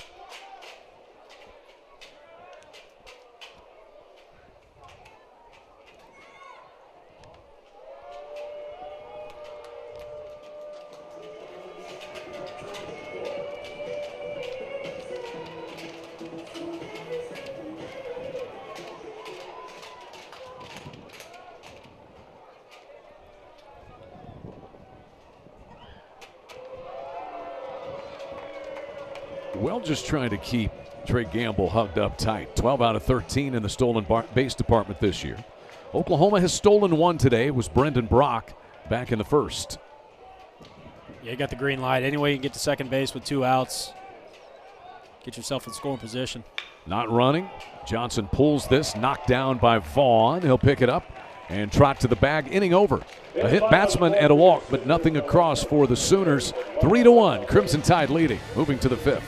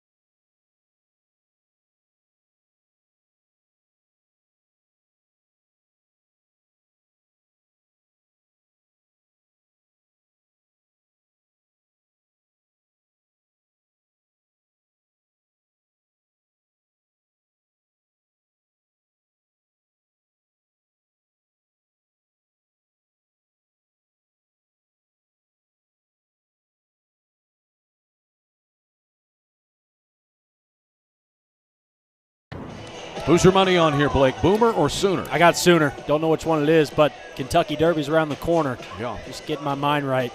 Come on. Oh, that's a close race. Yeah. Got some lettuce back there, Chad. Look at that. Got a makeshift mullet going on. Always bet on that guy. Like it. Oklahoma's betting on Gavin Jones here. He enters in the top of the 5th inning. Junior hard-throwing left-hander out of White Oak, Texas, in his 2nd season as an Oklahoma Sooner. Hard-throwing lefty. Fastball's up to 96. ERA's up a little bit. He had some trouble commanding the fastball. See that? 11 strikeouts to 9 walks. One of the trusted arms, for the most part, out of Skip Johnson's bullpen. Mainly good performances. Walks, an issue at times.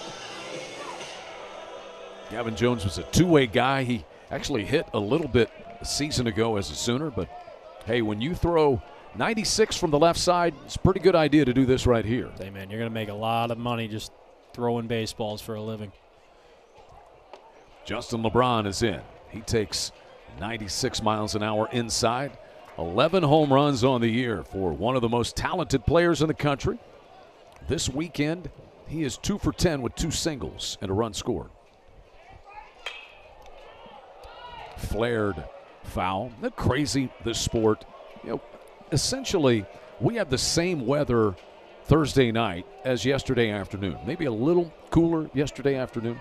7 home runs hit Thursday, none on Friday.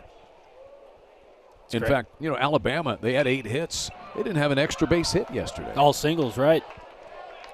It is nuts, man. Sometimes the home run swing's working. Guys elevate with some pop, good backspin. A day like today is tough. You come here, it's a completely different ballpark today.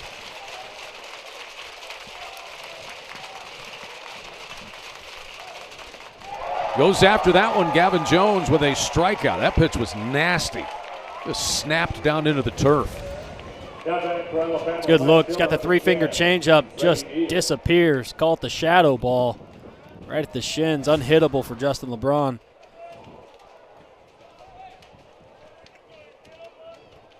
That brings in Brady Neal.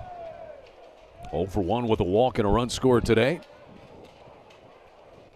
5 hits on the weekend. Officially 5 for 9. Rifles this one foul down by the Oklahoma dugout. Dare we start the great Easter debate here on the air, Blake? Hammer turkey? No, both is the answer to Okay. that. Maybe the answer to my next question is also both. Are you a marshmallow candy bunny or chocolate bunny Easter egg candy guy? Chocolate bunny, man. I can't stand the Peeps. What? You don't like the Peeps? No, I don't like the Making a Peeps. lot of people mad. I'm sorry. Just give me the big, giant, 3-foot tall. There's Peeps right there. So much Peeps. Okay. Then I'll take all of those. None for Blake. You're a Peeps guy? I'm a candy guy. Yeah. I don't. Why choose when you can have both?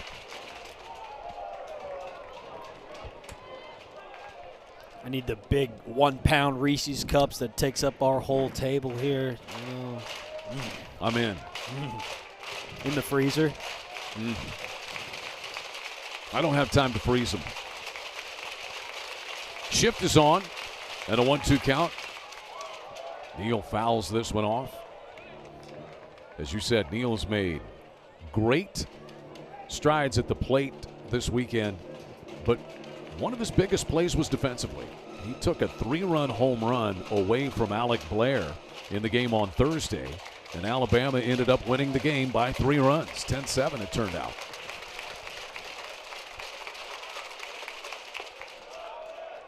The 1-2 is upstairs. Really good starting pitching, particularly Cameron Johnson for Oklahoma, 6 1/3 with 8 strikeouts yesterday. And then we saw a great performance Thursday from Tyler Fay of Alabama, getting his 6th win of the year. In the air to center field. Walk retreats a bit. Again, the wind is blowing toward right field, and that's where that ball carried. It went from left center more into straightaway center, and that's out number 2. Good job by Walk getting around this baseball. Had some trouble early in that first inning. Gets his body around the sun, gets a good angle on it, makes a routine catch. Jason Torres now 0 for 2 in this game, 3 for 11 with a home run this weekend.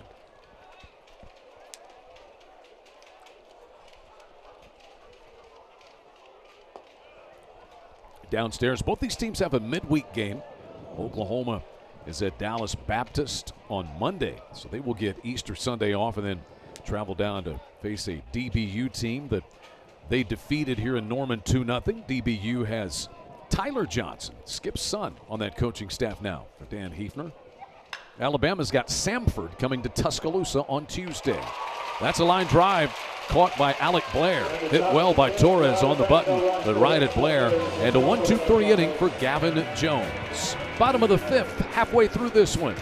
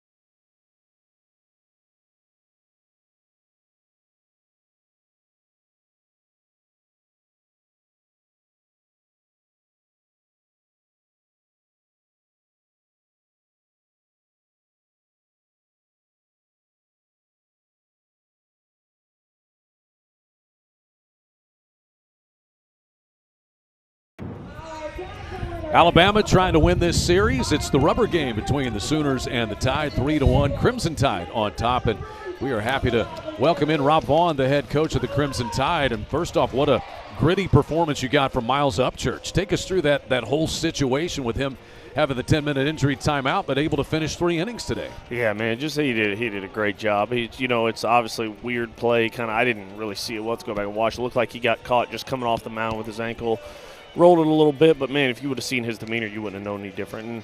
And this is just one of those zones we got for both sides. It's just a little bit tighter zone today, and I thought he threw some close ones that didn't go his way, just like they have. And he didn't flinch. He just kept executing pitches, and a few too many guys on for free, some of that. But man, he didn't panic. He didn't flinch, and that's big time maturity for a young pup, man. So good job by him. Now it's in the hands of the bullpen. We got to go to work.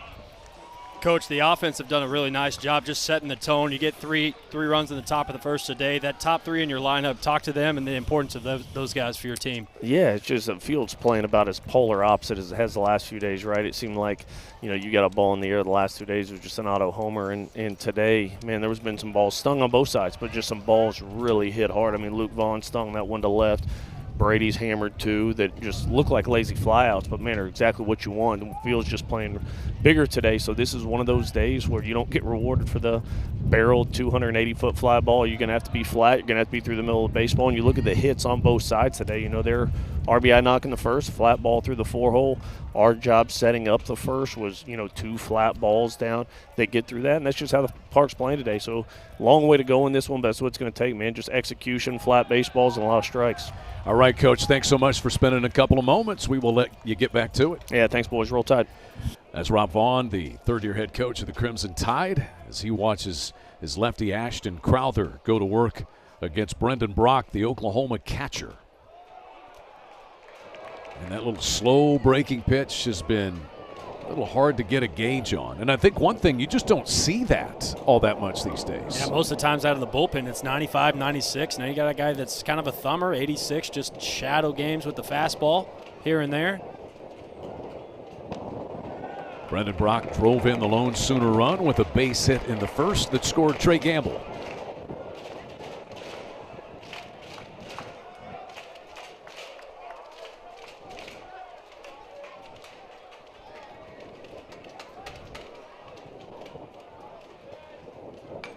Payoff pitch is banged foul by Brendan Brock.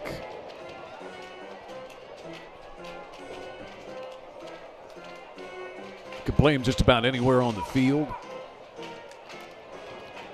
He's got a starting right this year. Does a nice job handling this pitching staff for the most part. Played some center field in intra-squad this week, did Brendan Brock. Has stolen a base today. He's 15 of 16 in the stolen base department.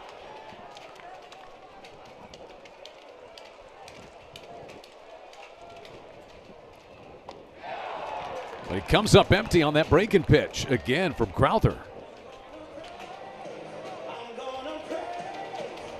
Yeah, it's been a really good pitch for him. Shortstop number 7, Jackson Willett. It's like a changeup.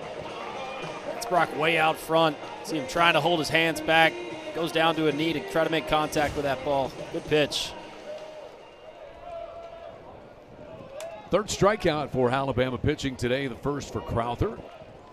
He'll work to the switch hitting. Jackson Willett's batting right for the first time. Slow roller to third and taken care of by Torres for out number 2.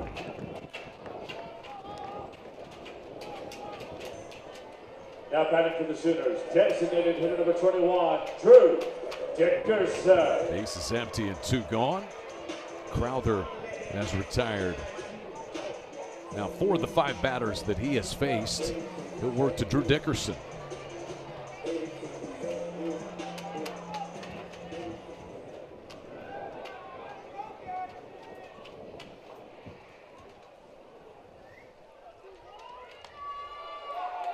All 4 runs were scored in the first inning.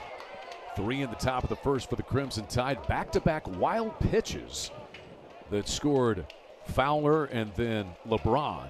And then a dropped fly ball for an error in center field scored Hines to make it 3-0. And Oklahoma got the run on the Brendan Brock base hit in the bottom half of that inning. It's been all zeros since then. Yeah, I thought we were in for a roller coaster of a game. It's both pitching staffs have settled in nicely. sticking to a plan. Here we are in the 5th. And there have been opportunities. Alabama's 0 for 5 with runners in scoring position. Oklahoma is 1 for 8. Situational hitting. Dickerson rips that one off of his own dugout. Friendly fire, or not so friendly. Looks like everybody's all right over there. Must have got him on the ping pong table earlier.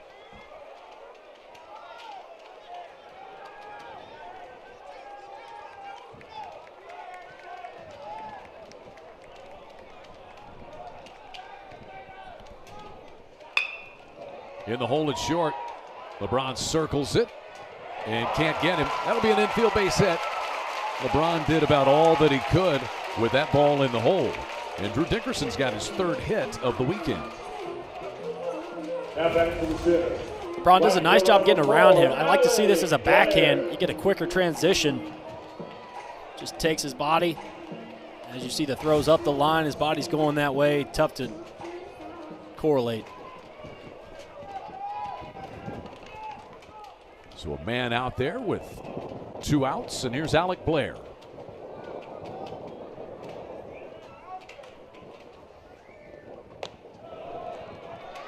Blair's lone hit of the weekend was a solo home run to left field in the game on Thursday. Wind continues to howl in. Gusts of 30 to 35 miles per hour today. 0-2. That's what Crowther's been doing, getting ahead with the fastball and then breaking off the slider at 78. It's a good one.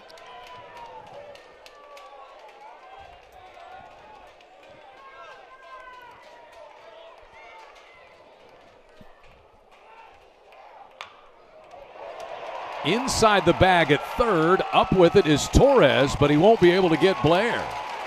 And Oklahoma trying to string together a little 2-out magic. Back-to-back infield hits for Dickerson and Blair. Now back to the Sooners. First baseman, number 48. He's trying to cut the 2 ball into the side pocket. Got some good English on this one. Down the 3rd base line. Too much speed for Torres to make a play. 2 ball into the side pocket, huh? You play any pool? You sound like a shark. No, absolutely. Not with guys like you. I'm all right. Maybe. We'll see. So chance here for Dayton LaChance. 1 for 2. Pop-up double on the infield. It was wind aided in the 2nd. He's also grounded to 3rd base.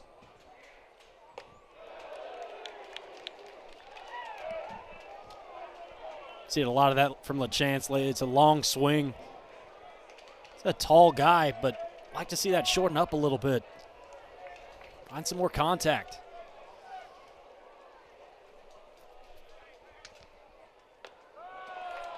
One and one to the Sooner first baseman Dayton LaChance. He's also done some catching this year. Brendan Brock has really taken over for the most part the catching duties, and LaChance is over at first base. You see the situational hitting. Another runner in scoring position here. Brendan Brock, the only hit today with a man in scoring position for the Sooners. And 1-2 now on Dayton LaChance. You know, they did a good job moving the game up yesterday here. It was supposed to be 6:30, and they elected to move it up to 1 o'clock. And pretty good storms ripped through the central part of the state yesterday, but it's given way to a gorgeous afternoon here at Kimry Family Stadium. Yeah, with a tornado touchdown just north of 240 late last night. Heads up decision to move that one up. Looks like LaChance got out of the way of that one down around his ankles. You know, sometimes they move games around and you run right into the weather. But they got it right.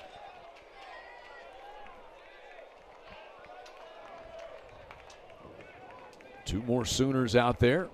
Oklahoma has stranded 7 so far today. LaChance hits this one hard but well foul. Good swing there. Crowther coming in to LaChance, hands out front. When he connects, it goes a long way. Yeah, he can put on a show in BP now. Throwing balls off the scoreboard, over him at times. Yet to homer on the year.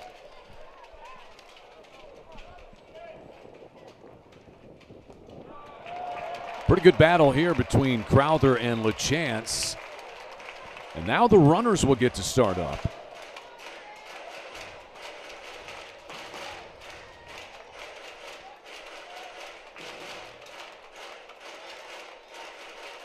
If I'm LaChance, I got to think it's coming off speed. Breaking ball, change up. Crowther's got a really good feel for both of those pitches.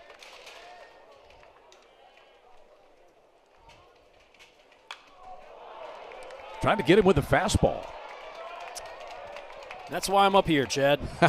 Swung right through that one. Reset on 3-2.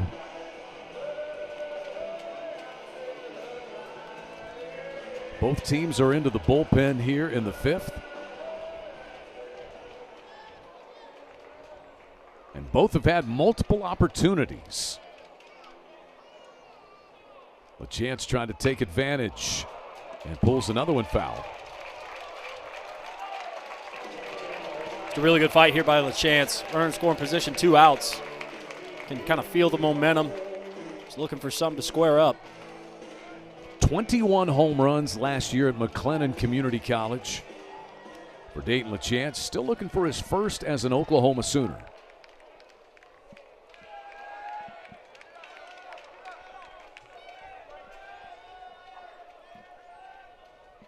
Another payoff pitch and a called strike 3. No, I beg your pardon. He called it a ball 4.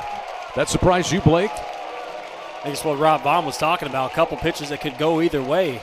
That one right there for sure.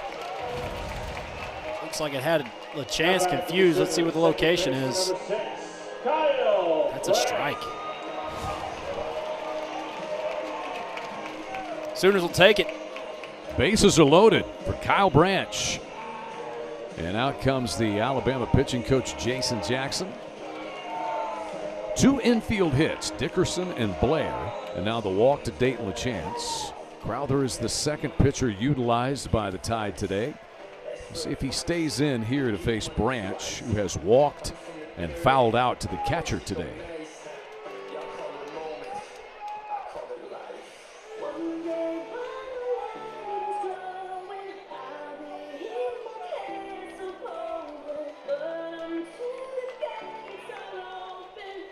So Crowther stays in. And Oklahoma, with the bases loaded and 2 outs, they need a clutch hit from their second baseman, Kyle Branch. This is a moment he was really good in last year. Like the swing got a little bit long on him. Make an adjustment here, find a knock.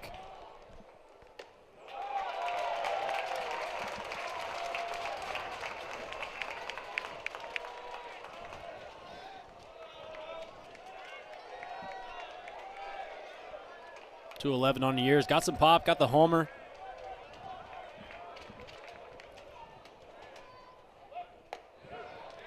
There's a fastball located on the outer half, and 1-1 now the count. This is Crowther, though. Goes down 1-0, spots up a fastball to even up the count. Now he goes to that break and stuff. Runners in scoring position. Alabama's issued 5 walks today.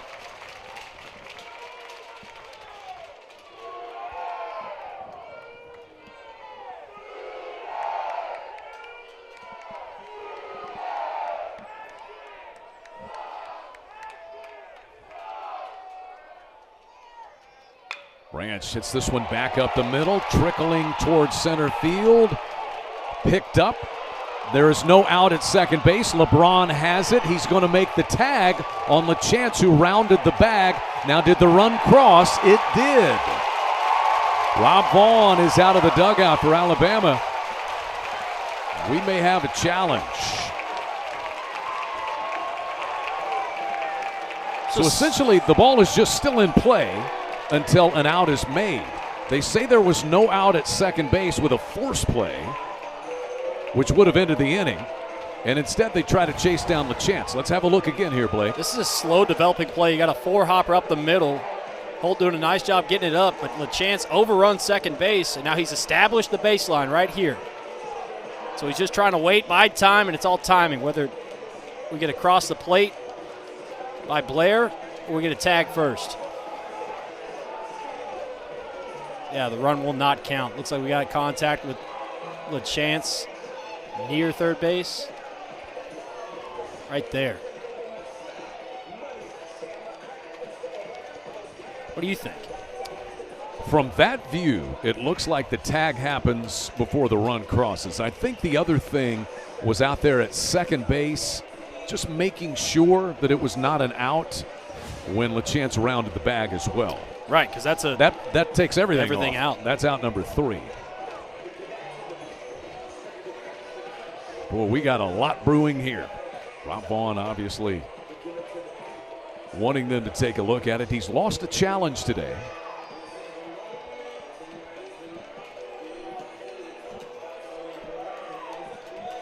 For now, Oklahoma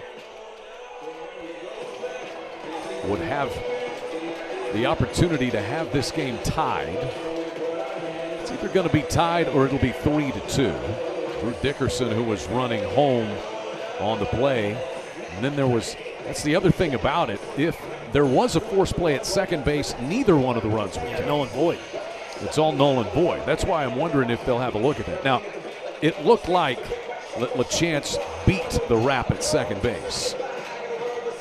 But that would be the case. If for some reason they went back, said forced play out at second base, neither run would count. You could have a 3-1 game. You could have a 3-2 game. You could have a 3-3 game. Correct.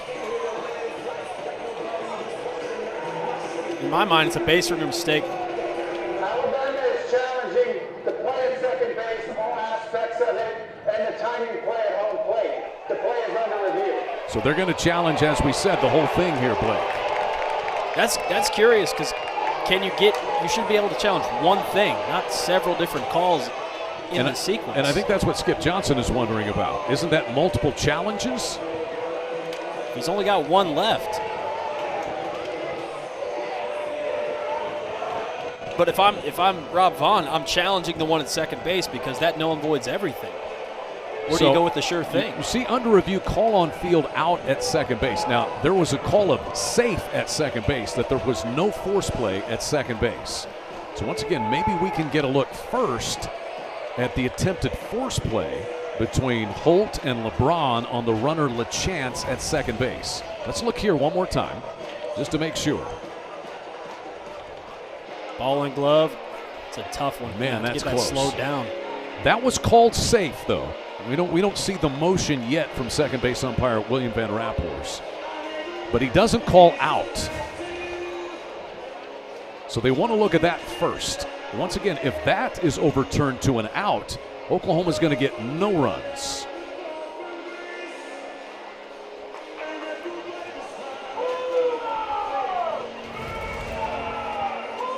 This is the one that I think is for sure.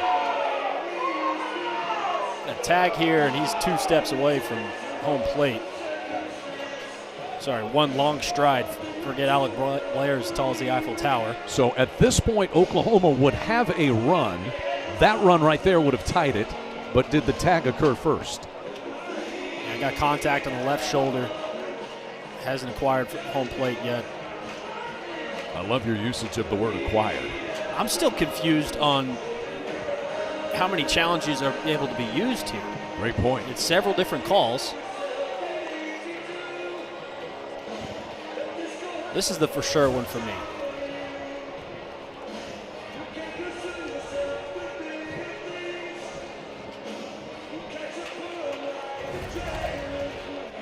Now here again is the play at second. Right here with Chance going in, foot on the bag, that is close. Ruled safe, remember, ruled safe to begin with. It's gonna have to be undeniable. Still in the bag.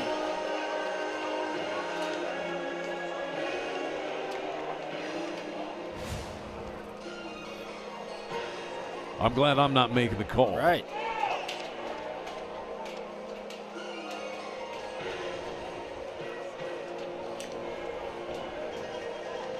Once again, if they call it out at second, no runs, it's a 3-1 game. If they call, oh, here we go. After review, there's no first place slide rule because the runner is safe at second base. However, runner's way of running out of the baseline is not reviewable. However, the runner from second does not score. Only one run counts. Therefore, Alabama retains their challenge and they have one challenge remaining. Okay. Reasonable explanation on exactly why the scoring works. Blake, take us back through that. I think he does a great job of telling everybody what happened. We got a sequence at second base, then we're acquiring the base path, but that's not reviewable. Then we get a clear decision on whether the run crosses before we get an out. My question is, how many times can you challenge one play? Oklahoma gets a run in the inning, has one taken off the board on that tag play. It's a 3-2 game headed to the 6th.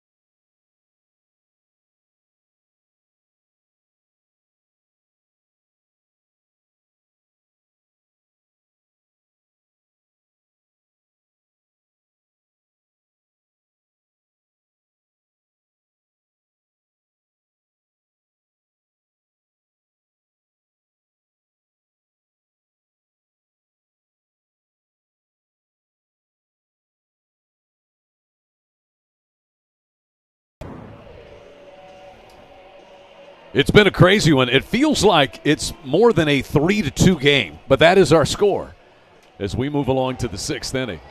Rubber game between Oklahoma and Alabama has seen a little bit of everything so far. And the Tide hanging on to a 1-run lead. Back out there, Gavin Jones, the hard-throwing Sooner left-hander, worked a 1-2-3 5th inning. He works to the catcher, Johnny Lim, then the DH, Eric Hines, and left fielder, Justin Osterhaus. You know, the old saying, you watch this game long enough, you'll see something you've never seen before. I think I've seen it maybe 3 times today. Lim whacks this one foul, out of play. There's so many things to take apart in that play to end the inning. You got a runner not sliding, rounding the base out there. Is there a force play that takes away all the runs? Then the matching up of the tag with the runner crossing the plate that you have to review. To me, as far as the base running, exiting the base lane that we were talking about in the middle of all that, it seems like if you're rounding second base, you can round it as far as you want. Yeah. And since it was not called originally, you can't review running out of the baseline. No balls and 2 strikes here to Lim, who's 1 for 2. Had a base hit back in the 3rd. Let's send it down to the field and Carly now. Yeah, Chad, John Lim is from Brisbane, Queensland, Australia. How neat is that? He played soccer, rugby, and cricket before playing baseball at 8 years old. He stuck with baseball throughout high school and then realized baseball's more popular in America. So let me go try to play it at the collegiate level in the U.S. So before arriving to Alabama, he made stops at South Suburban Community College and Southern Illinois University. Thank you, Carly. Everybody's journey is a little bit different. That one is extremely unique, Blake. Cricket, man. You see the similarities Yeah, between I do. a cricket swing, which is, kind of low to the ground, and you gotta play it off a bounce. Right. They did a sports science. They had Albert Pujols hitting with a cricket bat a while back. Were you a sports science guy? I did, but I don't remember that Discovery one. Lem is after that one, comes up empty. And Gavin Jones has his second strikeout out of the Oklahoma bullpen. How did it work out with Pujols in the cricket bat? I think he crushed it, now that I remember. I don't remember. I just know he did it. So you give me the good setup, but then you don't have the payoff there, you Listen, see? I think it's the kids, Chad. Yeah. Your memory starts going away after so many diapers changed. The ratio between diapers changed and recall is just not there. I would agree. As Eric Hines is in, 1 for 2 today. He had a base hit in the third. Reached on that crazy play that plated what right now is the difference-making run for Alabama in this game. Eric Hines hit a fly ball to right center field. It got up in the wind. Jason Walk never really got a good look at it. Had his glove out. The ball bounced off of Walk and landed out in right center field. It was an error, and Brady Neal scored on the play. That's the differentiating run between these teams right now. Yeah, that's how crazy this thing's been. That feels like 4 hours ago. Well, I think it was. 2-0 to Hines. Rips this one. Foul. Hines making his first appearance of the series. Didn't play in the first two. Hometown guy from Tuscaloosa American Christian Academy.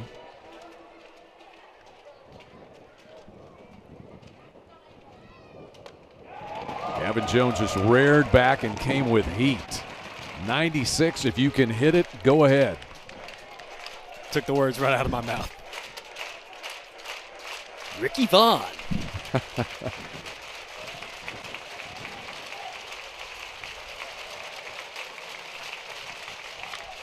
This is well hit to left. The wind's blowing in, though, today. And Gamble backs up right on the verge of the warning track and pulls it in. The previous 2 days, that's into the bullpen, but not today. Yeah, there's been 3 or 4 of those balls hit.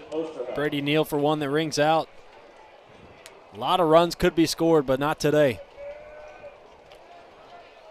As the saying goes, Mother Nature gets a vote. And she has voted to take the home run out of play today. For now.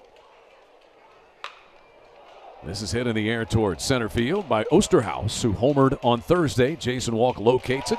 And back-to-back 1, 2, 3 innings out of the bullpen worked by Gavin Jones for Oklahoma. He has stabilized it. We move to the 6th with the Tide on top, 3-2.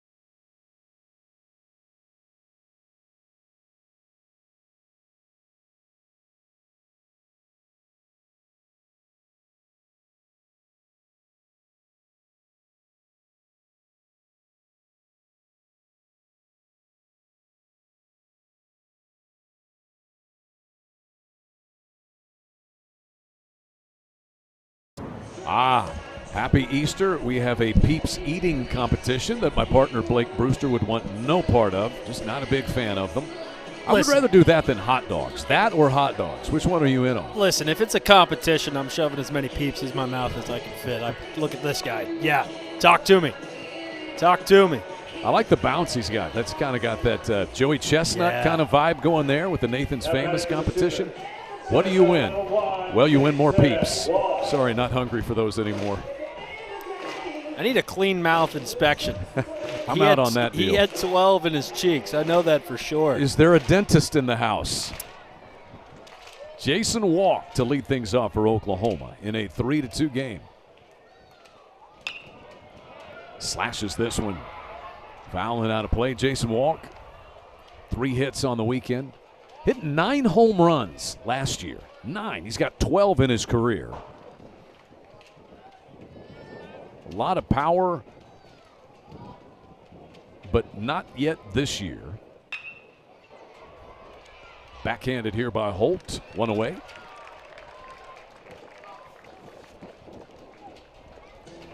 Back to the top of the order. Both teams are just looking for that critical hit. Again, Alabama's 0 for 5 with men in scoring position. Oklahoma 2 for 9. Sooners have stranded 9 runners today. Alabama 4. Trey Gamble bats for the 4th time. He's been on base 3 times, 2 walks and a hit by pitch. He's saying, guys, I'm up here. Drive me in. That pitch right there has been excellent for Crowther today since he came out of the pen.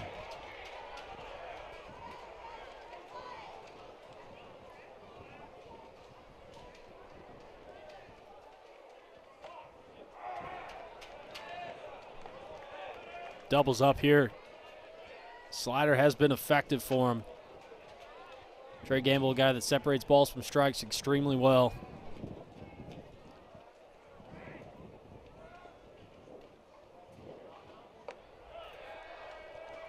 Gamble homered in the game on Thursday night.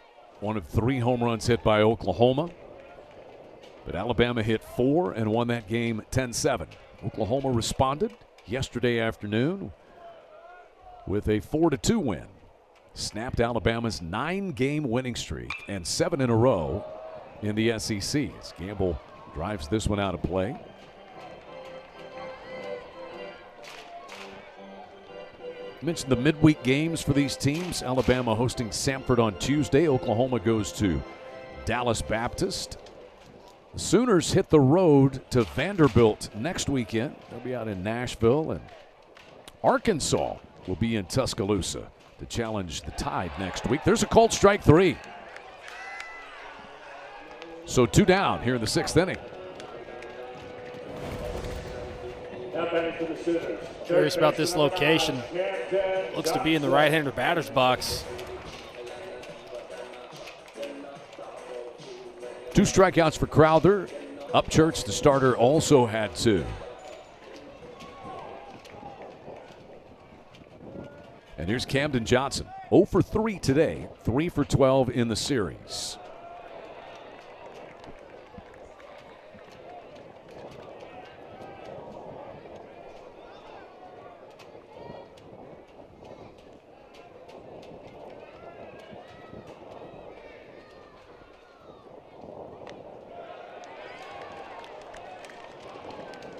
It's not just the pitch, but that he locates it for a strike every time he wants. Greg Maddux-esque, right? Mm-hmm. He switched up his attacking mode. First time through, he went fastball to start. Now he's going breaking ball, keeping the Sooner hitters off balance. And you don't necessarily want to swing at it, but you have to. Right. Step in the plate and you're down 0-2.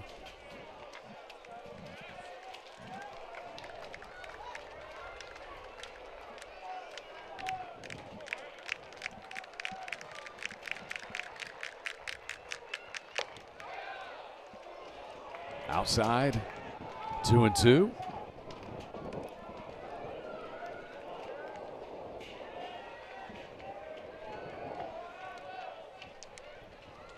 Ashton Crowther gave up 2 hits and a walk in the 5th. Oklahoma pushed a run across on that bizarre play that ended things, and there's strike 3 called. Back-to-back strikeouts to close the 6th, and that is The first 1-2-3 inning worked by an Alabama pitcher today. Crimson Tide leading it 3-2, and Crowther dealing. That goes back to location. Spots his fastball, freeze Camden Johnson. That's right on the black. Great pitch.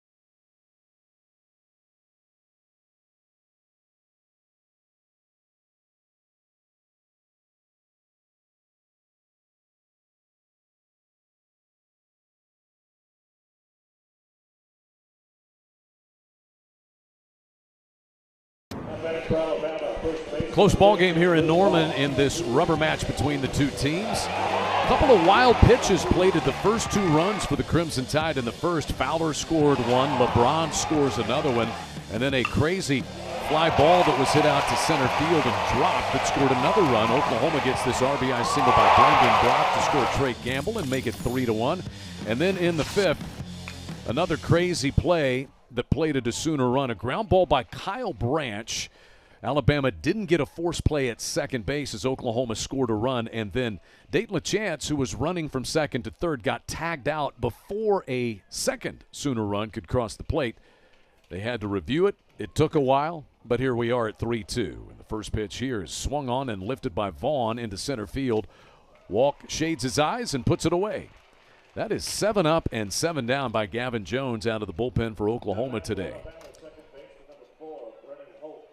He's done a really nice job commanding the zone. The fastball's up to 96, mixing speeds, commanding them for strikes.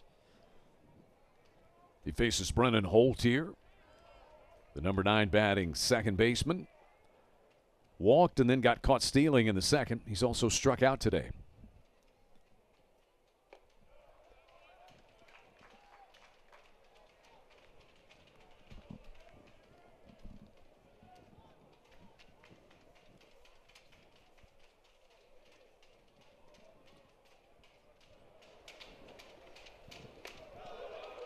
Two balls and no strikes. Fastball at 94, up around the chin.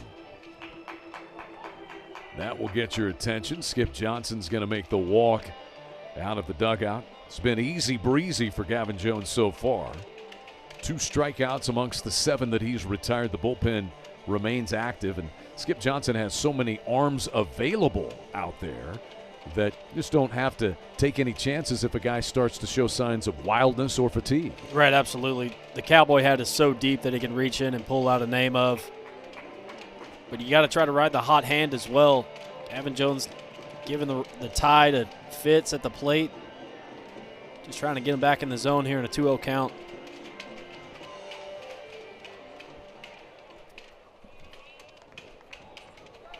Top of the order, and Fowler will bat next.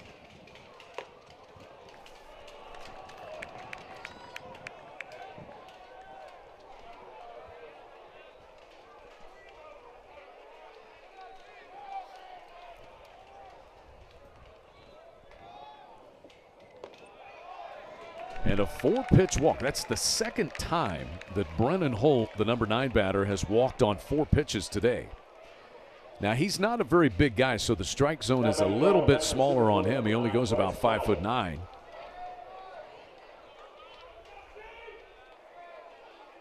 And he's at first with one away. Here's Fowler. 2 more hits today, 7 in the series. Singled and scored in the first, singled again in the second. Tide did all their damage in that first inning. In fact, the first 3 batters of the game eventually came around to score, and that's been it. Yeah, got to find a way to get your 9-hole out. You got to work through the meat of this lineup with a runner on base, 1 out.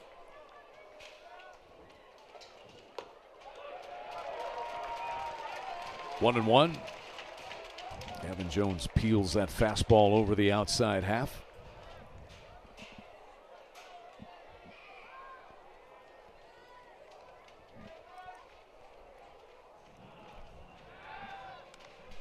Sidearm sling that one over to first. You can really tell the velo when they pick off to first base, right?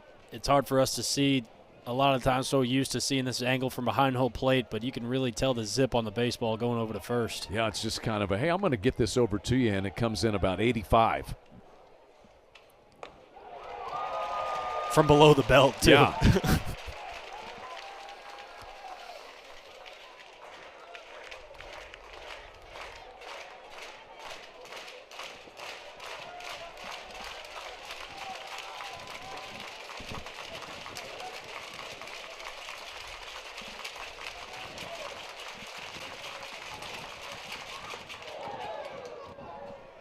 Inside and 2-2 on Bryce Fowler.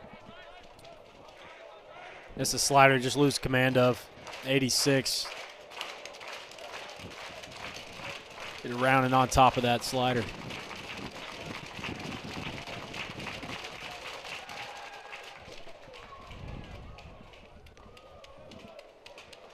Brennan Holt got caught stealing back in the second inning.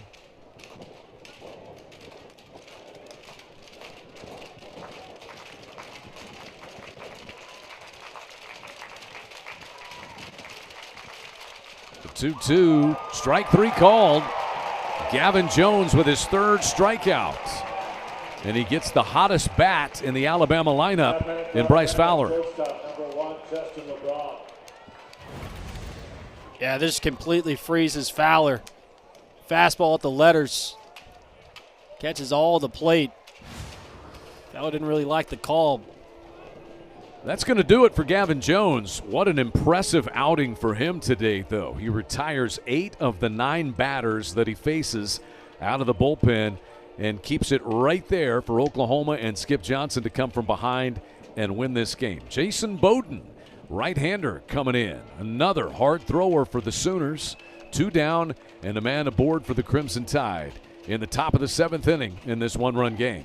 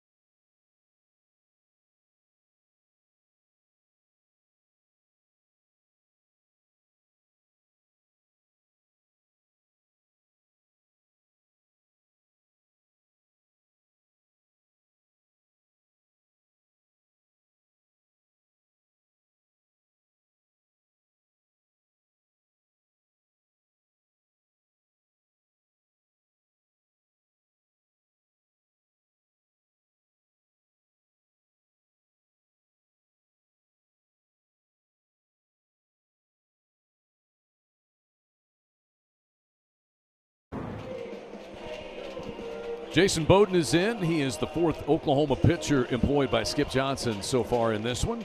Trying to hold things where they are for the Sooners, and this is a reliable, hard-throwing right-hander that Skip Johnson's had at his disposal for a couple of years. Yeah, 16 and third, 21 strikeouts to 11 walks. Fastball's up to 95, if you could guess it. Coming out of a Sooner bullpen, sliders wipe out. It's pretty much all he runs. Throws a changeup occasionally, but it's mostly fastball slider. So Collier started this game for Oklahoma. He went 2 innings and responsible for all 3 of the runs, but only one of them was earned. And Wazlowski and Gavin Jones have gone 4 2/3 innings for Oklahoma. They've allowed 2 hits with 4 strikeouts. We got a 1-run game. Here's Justin LeBron. 1 for 3 today, and he is 2 for 11 on the weekend. Brendan Holt over at first after a 1-out walk to him.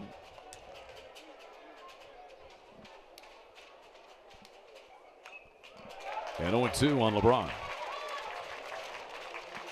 Yeah, get me over slider at 83 and 95 right in your hands.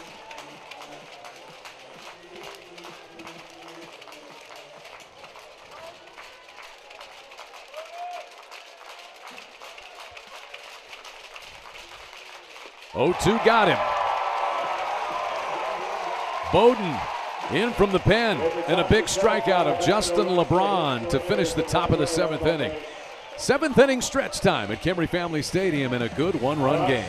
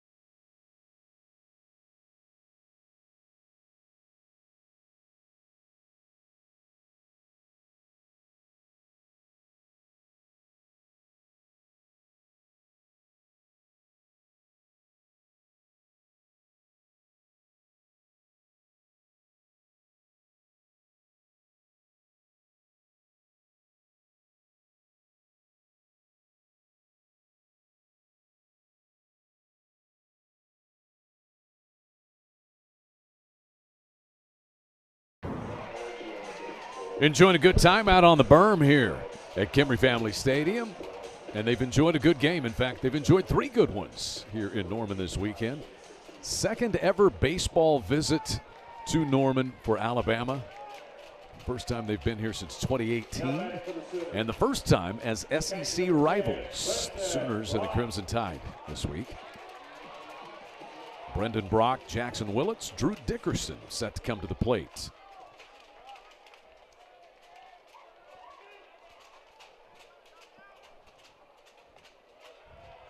Ashton Crowther back out there for the Crimson Tide. He's been good using a very deceptive breaking pitch, occasional changeup. You don't have to throw 95 to get guys out, Blake. It's good to see the traditional is still alive and well. Spotting up fastballs, mixing in off speed.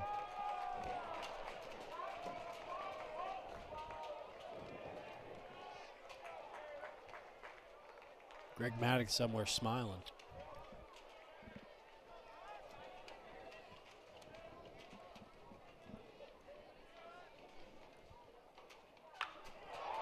Driven right at the left fielder, Osterhaus, for the first out.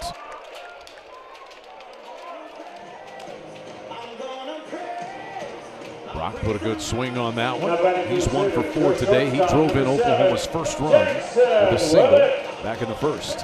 Here's Willits. Jackson Willits has been on base twice. He's walked and singled today.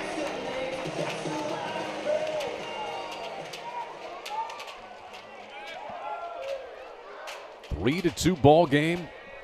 Rubber game between these two teams. It's hanging in the balance. Couldn't ask for much more.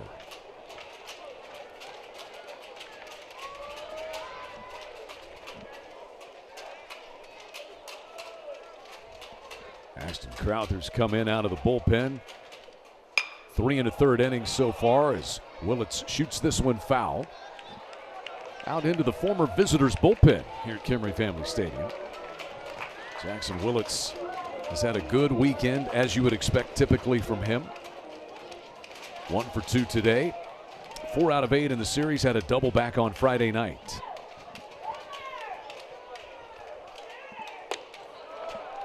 There's that fastball. Kind of sneaks it in on you every now and again, doesn't he? Just sprinkles it in, you know.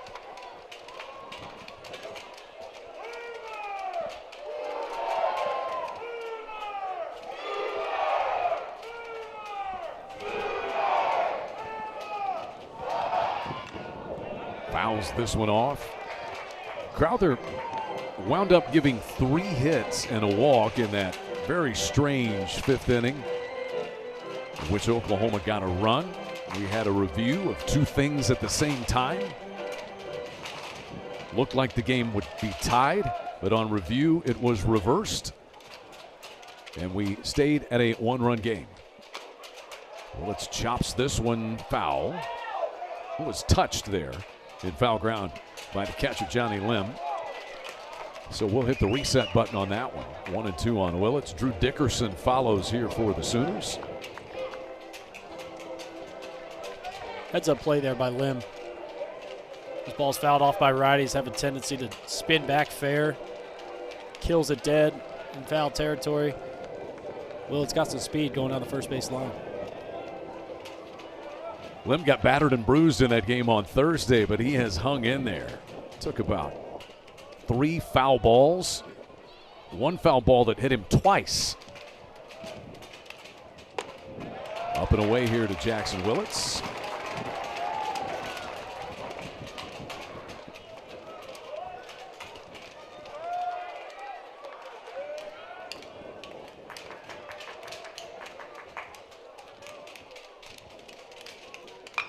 And Willits hits this one foul past the Oklahoma dugout.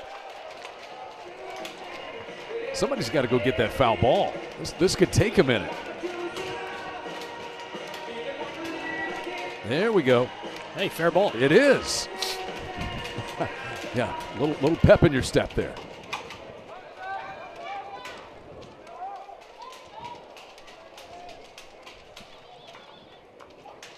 Willits whacks another one foul. Battling away here with Ashton Crowther. He's come out of the pen. 66 pitches now for him. Good another look. Oh, I like the flare. Look at this. Hats off. Got hustle from equipment managers all around. Love it. LeBron circling toward this one. Throws out his fellow shortstop, Jackson Willits. 2 gone. That's 5 in a row retired by Ashton Crowther. Now batting for the Sooners. Designated hitter Just number keeping them off 21, balance, right? Drew Dickerson. Been mostly breaking balls, but being able to spot it up's been the impressive part. LeBron, as we said, shortstops, Division I. Take your pick. All excellent players. And Justin LeBron, overall, the number 3 rated player, number 2 even by Baseball America. Somebody's going to get a good one quite early.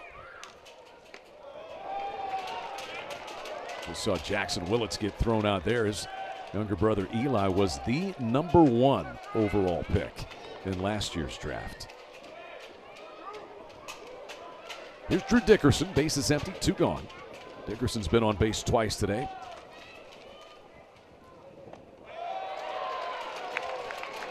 Two 2-0 now. Miles Upchurch started this game for Alabama. He lasted 3 gutty innings despite walking 4 and having to leave for 10 minutes with an injury timeout to his left foot or leg. There he is. Ripped toward the center fielder. Fowler played on a hop out there. And Drew Dickerson's got 4 hits on the weekend. He's been on base 3 times today for Oklahoma. Really good adjustment in game by Dickerson. Gets 2 changeups to start the back at 2-0. I think in that first at bat he would have swung at him. Ends up getting a fastball, turns it around for a knock. Now can Oklahoma do something with men on base?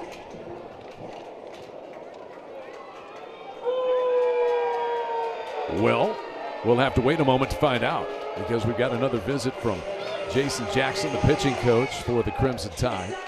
Basically, both bullpens have been active all day long. Not unexpected, certainly on Oklahoma's side, because their freshman left-hander, Cord Rager, had to be scratched, just precautionary for him. And so Oklahoma wound up turning to a guy we saw pitch earlier in the week, Trent Collier. Look at that. It's all hands on deck. Hey, am I going in? You go, I'll go. Somebody get loose. You might be needed. It is one of those kind of days for both bullpens, Blake. Yeah, just up there reading the clouds to figure out who's going in. Team effort out there. Looks like we are going to make a change. I do appreciate they're all ready to go, though. And so Alabama will summon Matthew Heiberger, who came on and closed out Thursday's game. Things got a little sideways late in that game. Heiberger came in and got the final out. He'll enter the fray here in the bottom of the 7th. Oklahoma with the tying run aboard.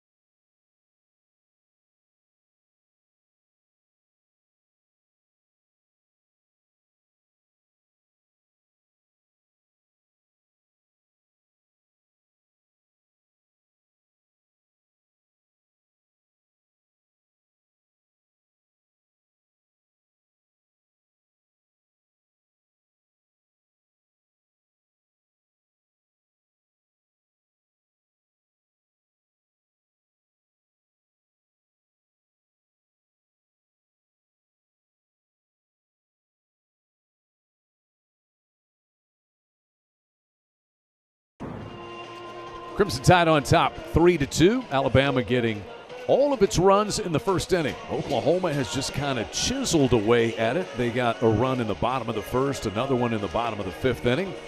And now the man who closed out Thursday's win for the Crimson Tide, the 3rd-year member of the program, Matthew Heiberger, is on in a big situation. Oklahoma with the tying run aboard and 2 gone.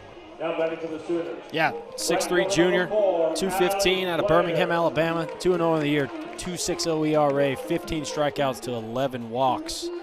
Just saw one batter in that Thursday night matchup against the Tide and the Sooners. Made 25 appearances as a sophomore last year, 2nd most on this Alabama staff. He deals with freshman Alec Blair. Alec Blair today, 1 for 3. Oklahoma had back-to-back infield hits in the 5th inning, the 2nd of which came from Blair. The Sooners were able to scratch out a run and get within 3-2.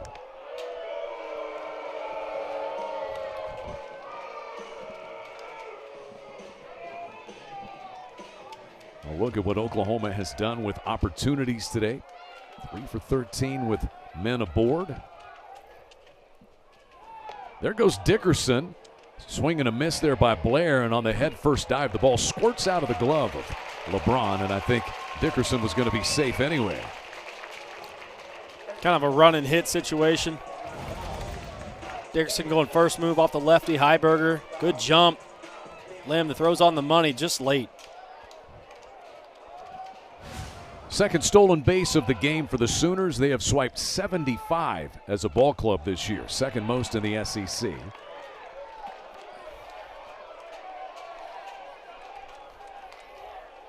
Individually, that's the first stolen base this year for Drew Dickerson. But he's the potential tying run now in scoring position. 2 strikes on Blair. It's an easy 91, 92 miles an hour from Heiberger. Yeah, it seems like we talked about that all weekend. Guys that just have easy velo. You know, it seems like it just zips out of the hand.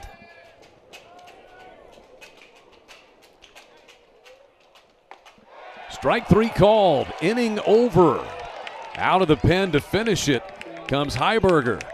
And Oklahoma leaves the tying run out there in the bottom of the 7th inning.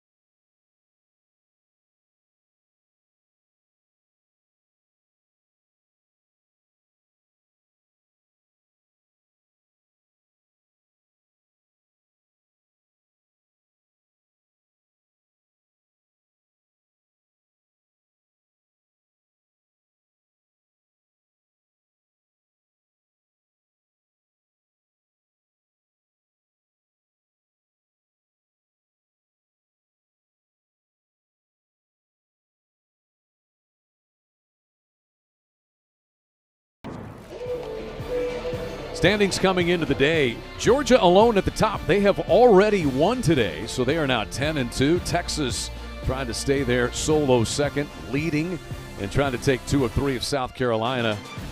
I mean, this mix of teams in the SEC, it changes so much weekend to weekend. Last weekend was nuts. You had 7 sweeps in 8 conference series, and you look at the Sooners and the Tide where they are right in the middle of things.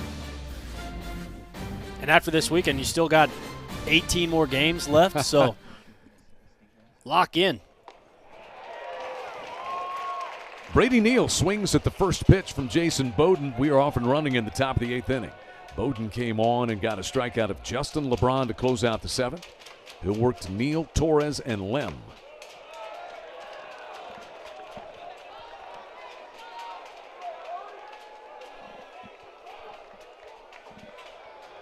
Bowden's second year at Oklahoma after transferring from Texas A&M. Threw a 93-mile-an-hour fastball past Neal. Neal had a 4-hit game on Thursday, added another yesterday, but so far today 0 for 2 with a walk and a run scored.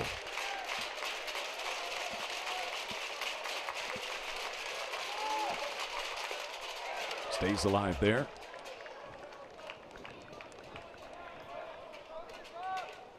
.370 hitter. He was 6th in the SEC in batting average coming into the day. Oklahoma shifts. 3 infielders over on the first base side on this 1-2 pitch.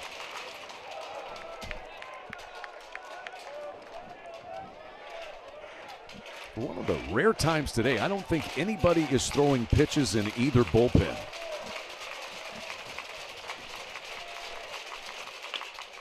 Little tapper, third base side, and Brock going to make sure he gets over there before that thing rolls back fair. Now, this is a turf field. It's all turf field.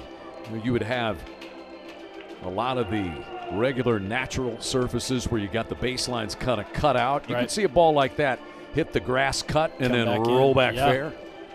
Not so much on these turf fields. See, even the pits around the bases, it's all turf. It's always presentable, right? You know, you got a recruit coming in the fall. You don't have to worry about making up the dirt and stuff like that to make it look good. You know, it's always playable, always presentable. And you don't need a tarp. Right. Swing and a miss. Bowdoin fans kneel, and he has struck out the first 2 batters that he has faced. Now back for Alabama, third base. It's that nasty slider. Torres. Looks like a frisbee coming at you, especially when you see 95 the pitch before. Brady Neal seems like he's right on it. Wants that swing back. 9 strikeouts for Oklahoma pitching today between the 4 arms we have seen for Skip Johnson. Here's Jason Torres. Might have gotten a piece of that one. Torres is 0 for 3 today. Homered on Thursday. And 3 for 12 on the weekend.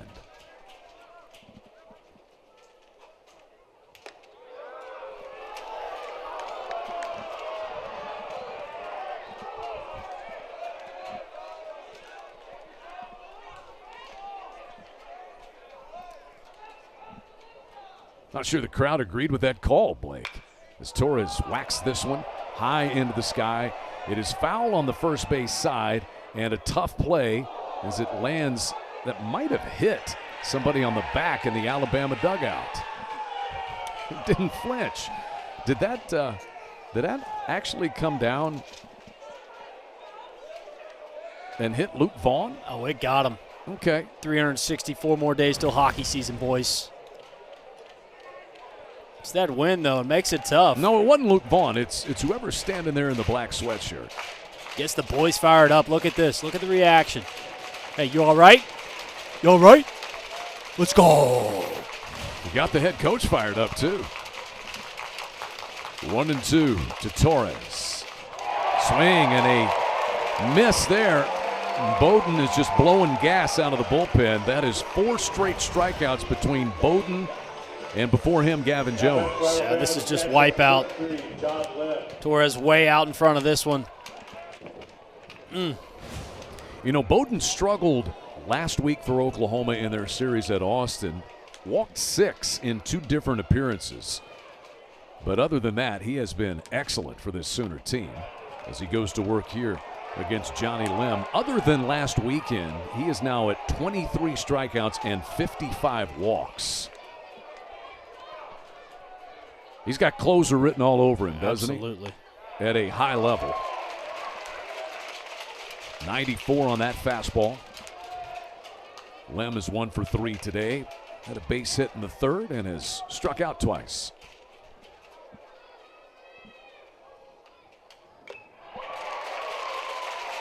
A foul tip is hung on to by Brendan Brock.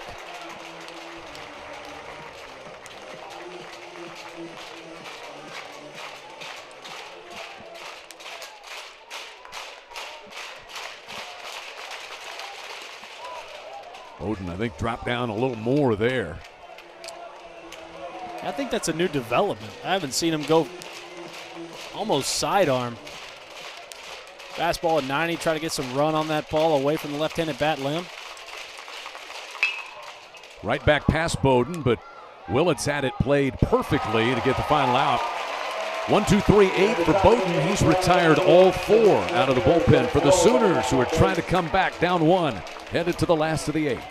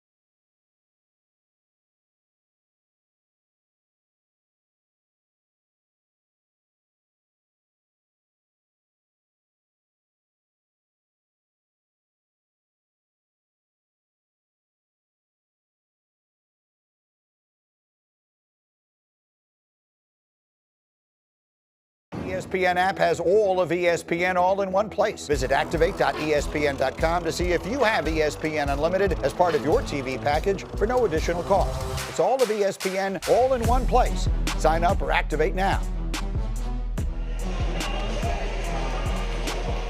High drama in the rubber game of this series. Welcome back to Kimry Family Stadium in Norman. A look at it. Alabama 3 runs, 5 hits, 1 error. They've stranded 5. Oklahoma 2 runs, 7 hits, 1 error. The Sooners have stranded 10 men on the base paths. Alabama's only worked 1, 2, 3 inning out on the mound against this Oklahoma lineup. But the Sooners haven't been able to take full advantage of the chances they've had today. The Tide very advantageous in the first inning. That's when they got all their runs. Lower third of the Oklahoma lineup scheduled to come to the plate against Heiberger, who came in and got the final out, a strikeout to close out the 7th inning. He's the 3rd pitcher employed by the Tide today. You see, making sure he can hear that pitch comm system. Too tall to a tall guy, Dayton LaChance, who's about 6'7".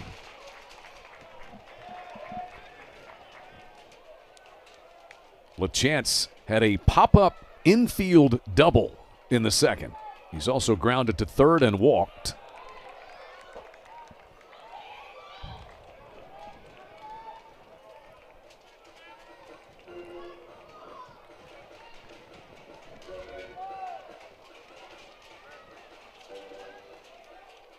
Two for 8 on the weekend is Dayton LaChance. He has started all 3 games over at first base.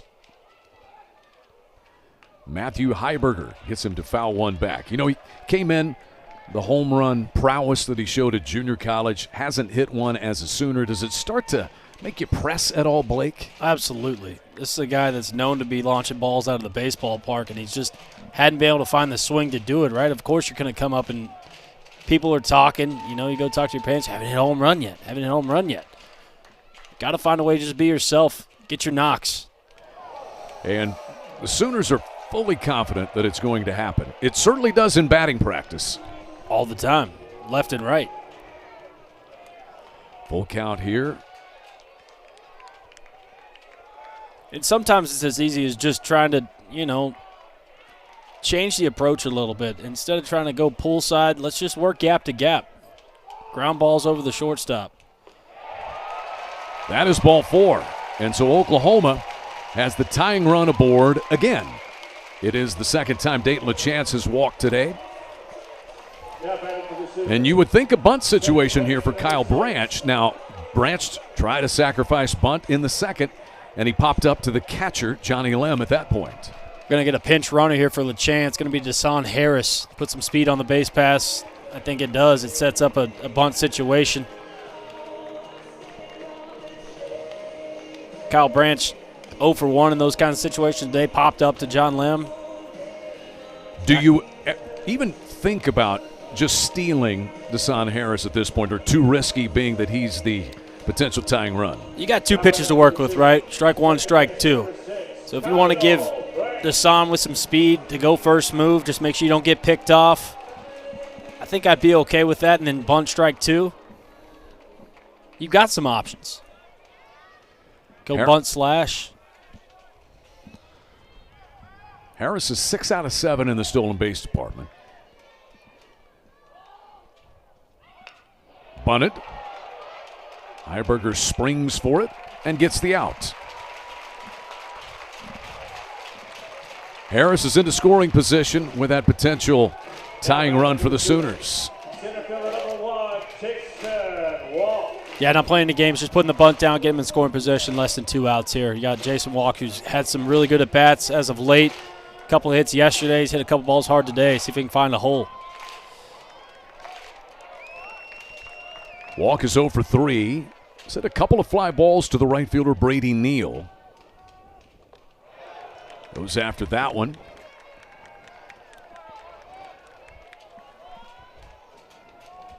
Oklahoma 2 for 10 with runners in scoring position today.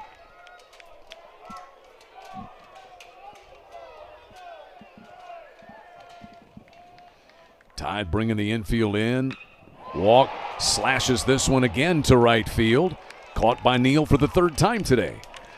And Harris got to be careful out there at second base, hugging tight. 2 gone. Good swing, tough luck. Left fielder number 20, Trey Gamble. You do your job, you hit it to the right side. It's just right at Brady Neal. Played it perfectly. Laying in on the right-handed bat of Jason Walk. Squeeze it for out number 2.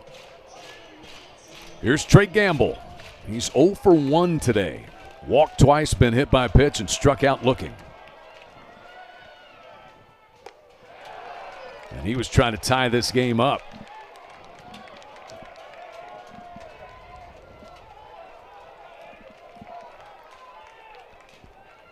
Timely hitting, right, Chad? If you're going to find a way to tie it up, it's got to be right here. It's a good opportunity here in the 8th. 0-1 rifle down the left field line and a foul ball. A loud strike 2 off the bat of Trey Gamble. Yeah, as a left-handed batter, I've done that so many times. You think you got to double down the line and just keeps tailing. Stay straight one time. Done a nice job getting on base with the leadoff batter, 4 for 8, but runners in scoring position. Got 2 for 11. Strike 3 called. A 3-pitch strikeout for Matthew Heiberger. Oklahoma has stranded 11 runners on base today. We go to the 9th with the Tide on top, 3-2.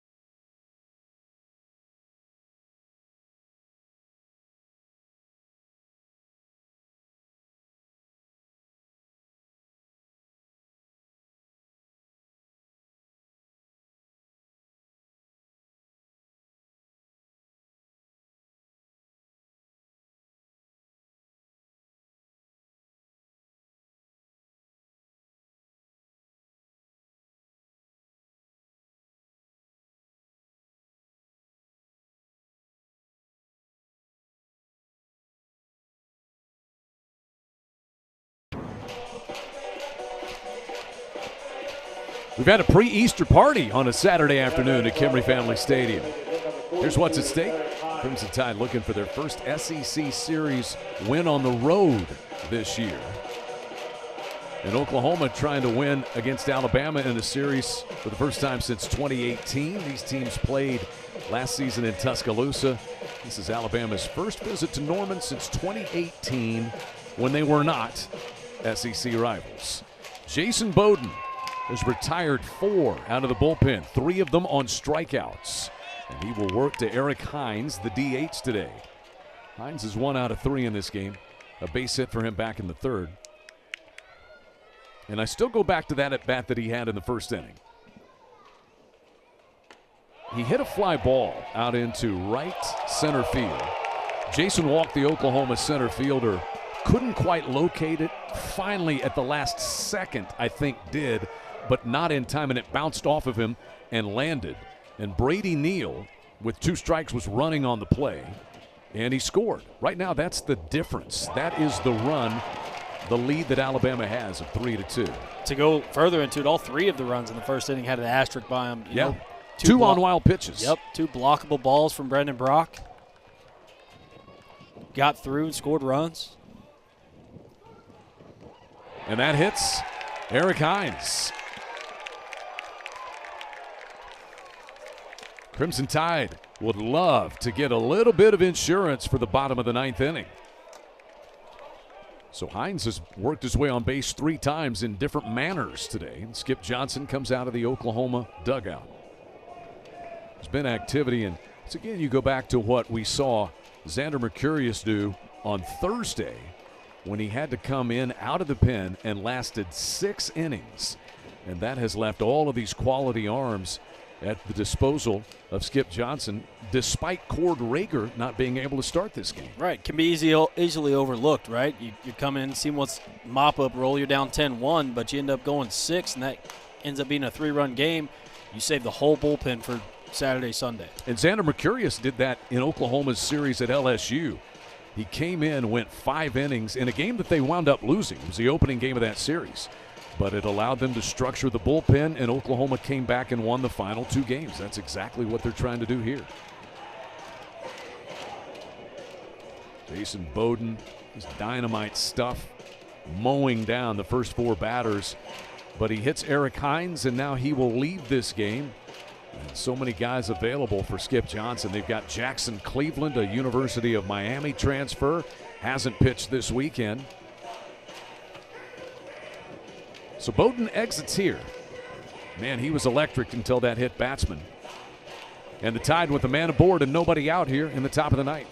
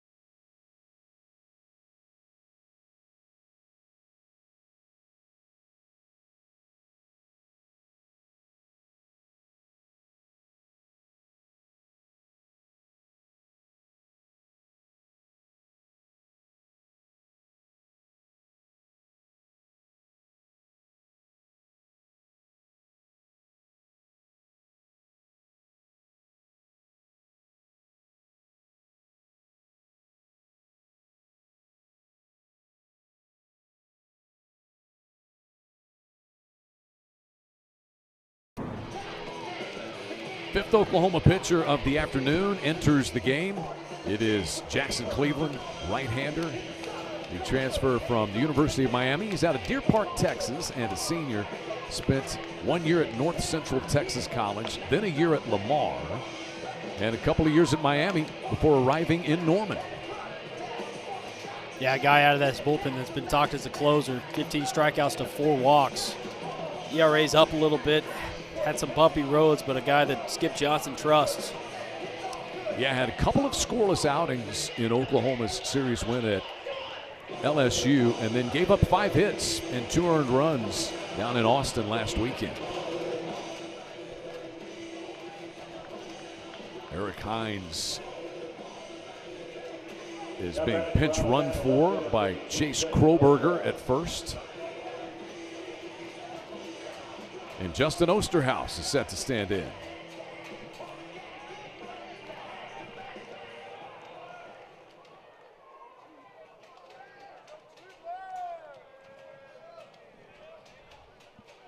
Osterhaus 1 for 9 this weekend. That one hit was a home run back on Thursday and trying to bunt. 0-1.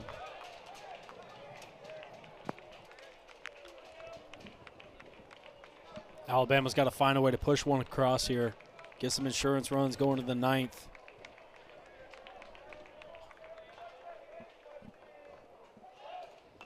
And pops this bunt up. So we'll see if they take the bunt off.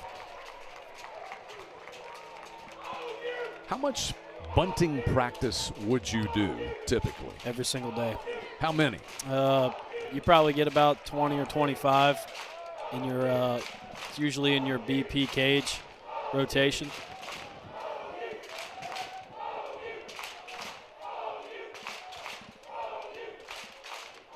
Not bunting.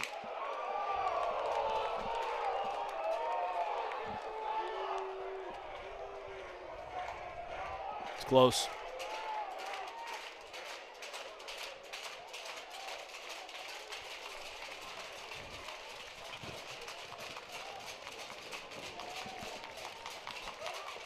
Got him swinging.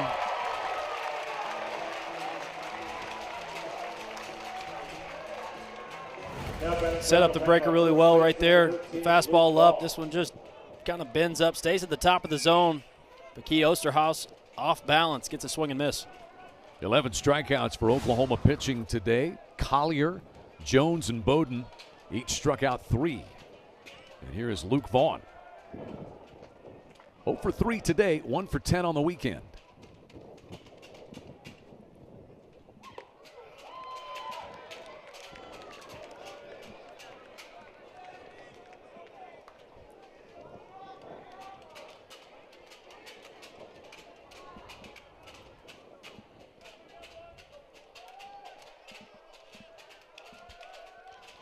Not a lot of attention being paid to Kroberg over there at first base.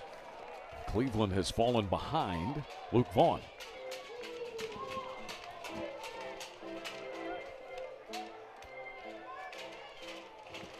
Luke Vaughn missed some time early this year with an ankle injury, missed all of 2025 with injury. Batting .213, 5 home runs. That check swing is a foul ball to the new Oklahoma first baseman. That's Dayton Taki. Dayton LaChance was over there at first base, but he walked back in the 8th, and Oklahoma pinch ran for him with Desan Harris. And now they send Dayton Taki in.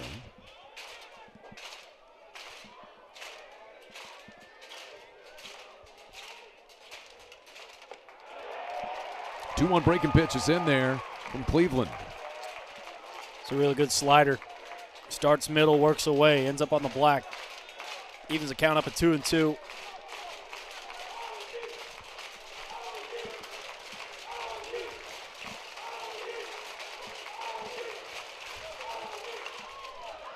Good battle. Vaughn fouls it out of play.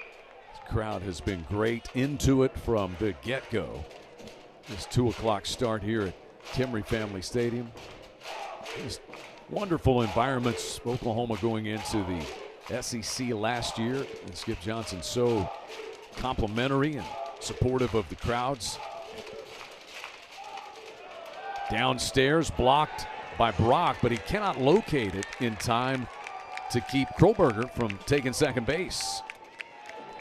Just a really good read on the dirt ball. See an extension from Brock, not be able to find it. Kroberger taking the extra 90. And those pitches in the turf, they have been at the forefront of today. 2 runs scored on wild pitches in the first inning. And there's ball 4 to Vaughn. So hit batsman and a walk, and the Tide in better shape for some insurance. Really competitive at bat by Vaughn there. Works it full after going down 0-2. Working the walk. Runners on first and second. Got to get Brennan Holt to the plate. He's walked twice, each time on 4 pitches. He's also struck out.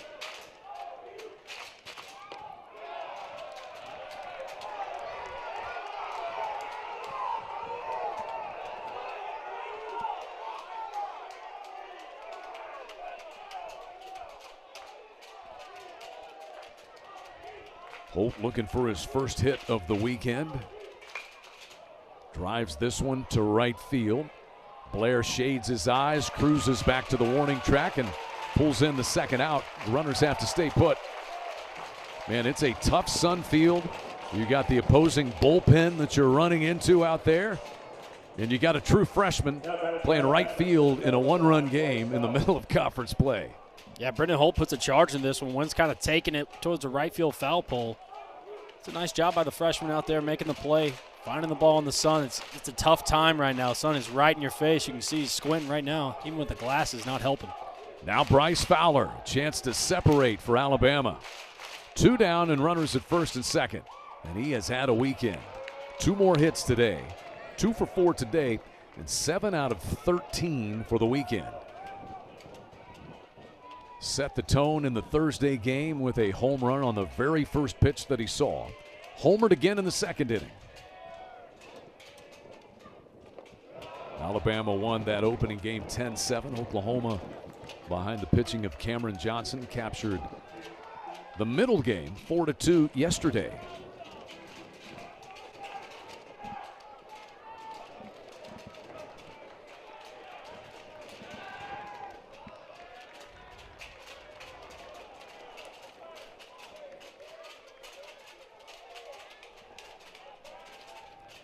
Last thing you want to do if you're the Alabama base runner, Kroberger out there at second with Fowler at the plate, is get picked off or hung out.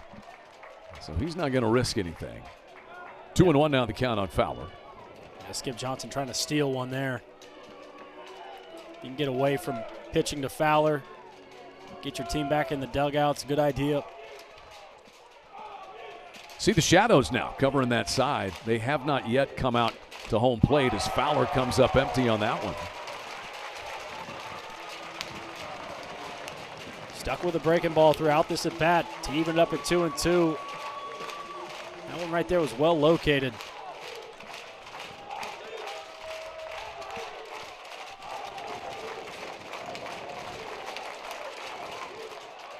Blocked by Brock. And a full count. Justin LeBron would bat next.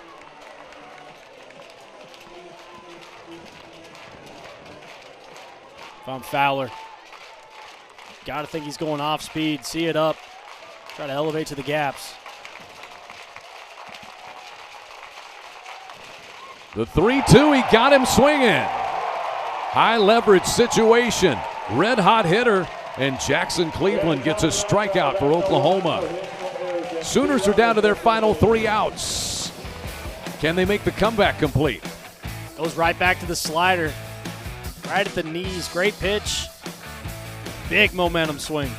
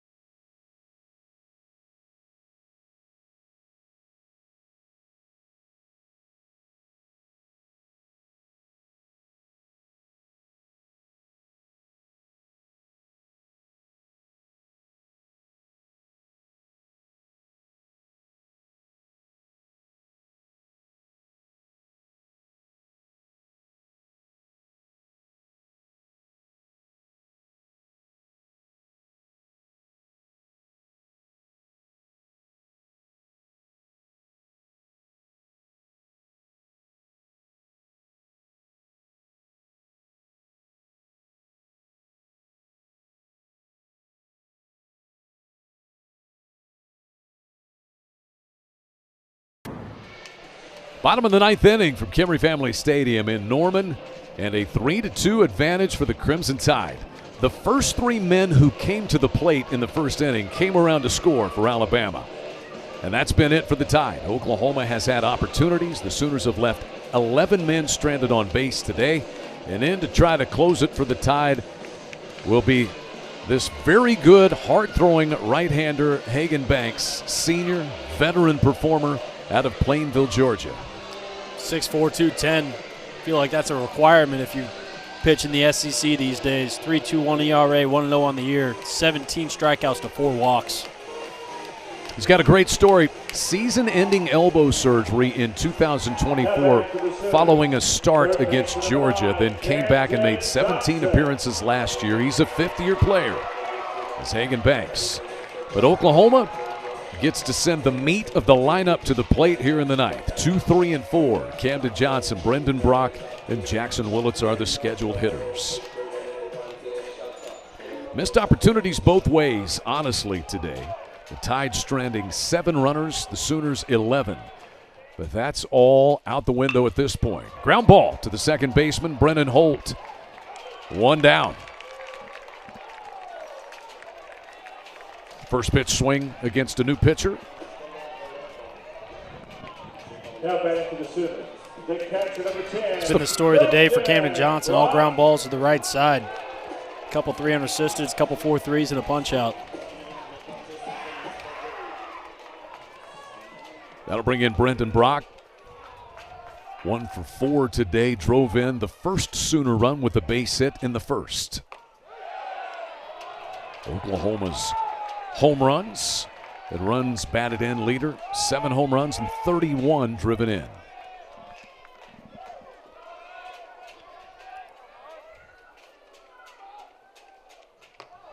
Hagan Banks' first appearance of the weekend.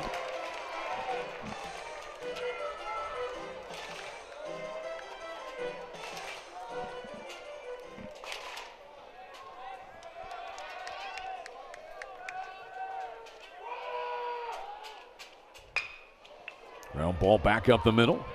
Ranging over is LeBron. And by about a step, he's able to get the speedy catcher, Brendan Brock, 2 down. Alabama 1 out away from taking 2 of 3 on the road in Norman.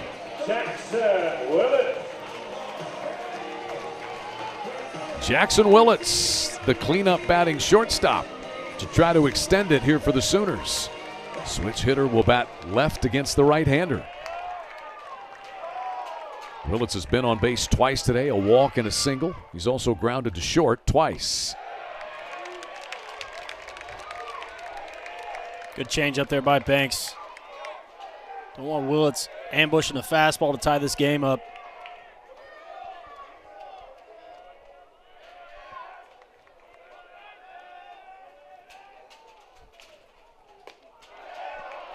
A little bit up and away.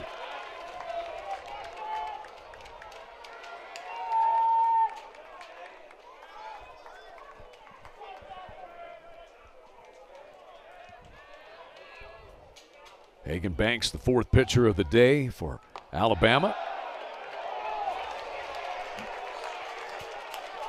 It's close. Yeah, that pitch just hasn't been called all day, but it's been consistent.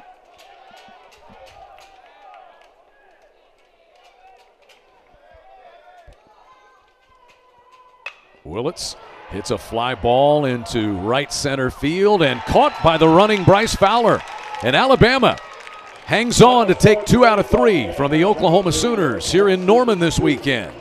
A 1-2-3 inning to close it, worked by Hagan Banks. Their first road SEC Series win this season. They got 3 runs in the first inning, 2 wild pitches, and an error to score them. And it ends up being enough for the Crimson Tide to take 2 of 3 in this Crimson Clash at Kimry Family Stadium. Blake, what'd you think on the series finale? Yeah, hats off to Crowther. Did a nice job coming in after Upchurch, settling in, only giving up 2 runs to the Sooner offense. Bullpen day turned out to be a good one. Crimson Tide won the opener 10-7 on Thursday. The Sooners won Friday 4-2. And Alabama hangs on for a 1-run win to take this series finale. Alabama will host Arkansas next weekend in conference play. Oklahoma is on the road at Vanderbilt, and a little midweek action for these 2 teams in between. Oklahoma's at Dallas Baptist Monday. Alabama on Tuesday will host Samford. We'll step aside for a break, bring it back, and talk with one of the stars of the game when we return.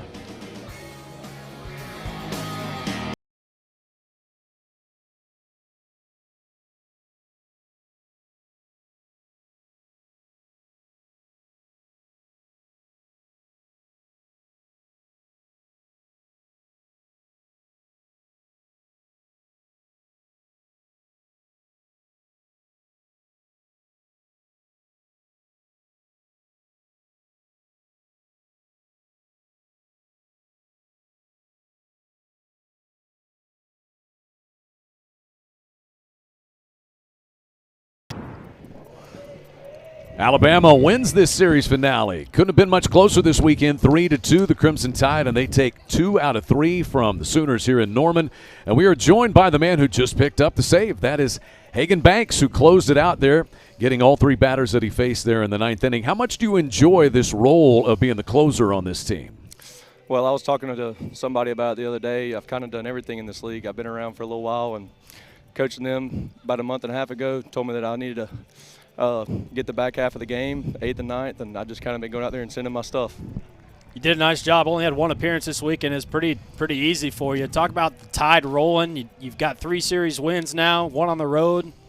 They're doing well. Yes, sir. It's been awesome, especially sitting in the dugout and not having to do much because the offense is coming out and just attacking the heaters and getting the pitch in the zone and doing damage with it.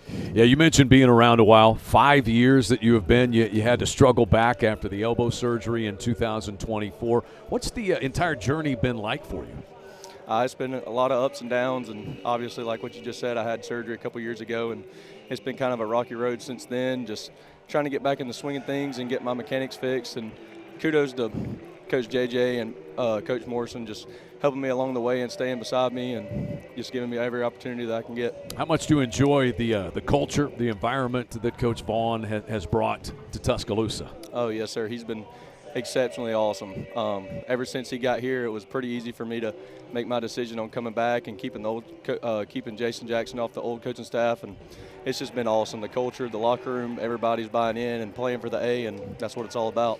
Hagan, thanks so much for joining us. Congratulations on the win, and happy Easter. Yes, sir. Happy Easter to y'all. Hagan Banks joining us. He got the save for Alabama in this series finale. 3-2 is the final score. For Blake Brewster, I'm Chad McHugh, reminding you the final score is 3-2 Alabama, and that all games airing on the ESPN networks are streaming live and archived on the ESPN app. This has been a presentation of ESPN and the SEC. Tickets ahead, but brackets following close. With the canopy and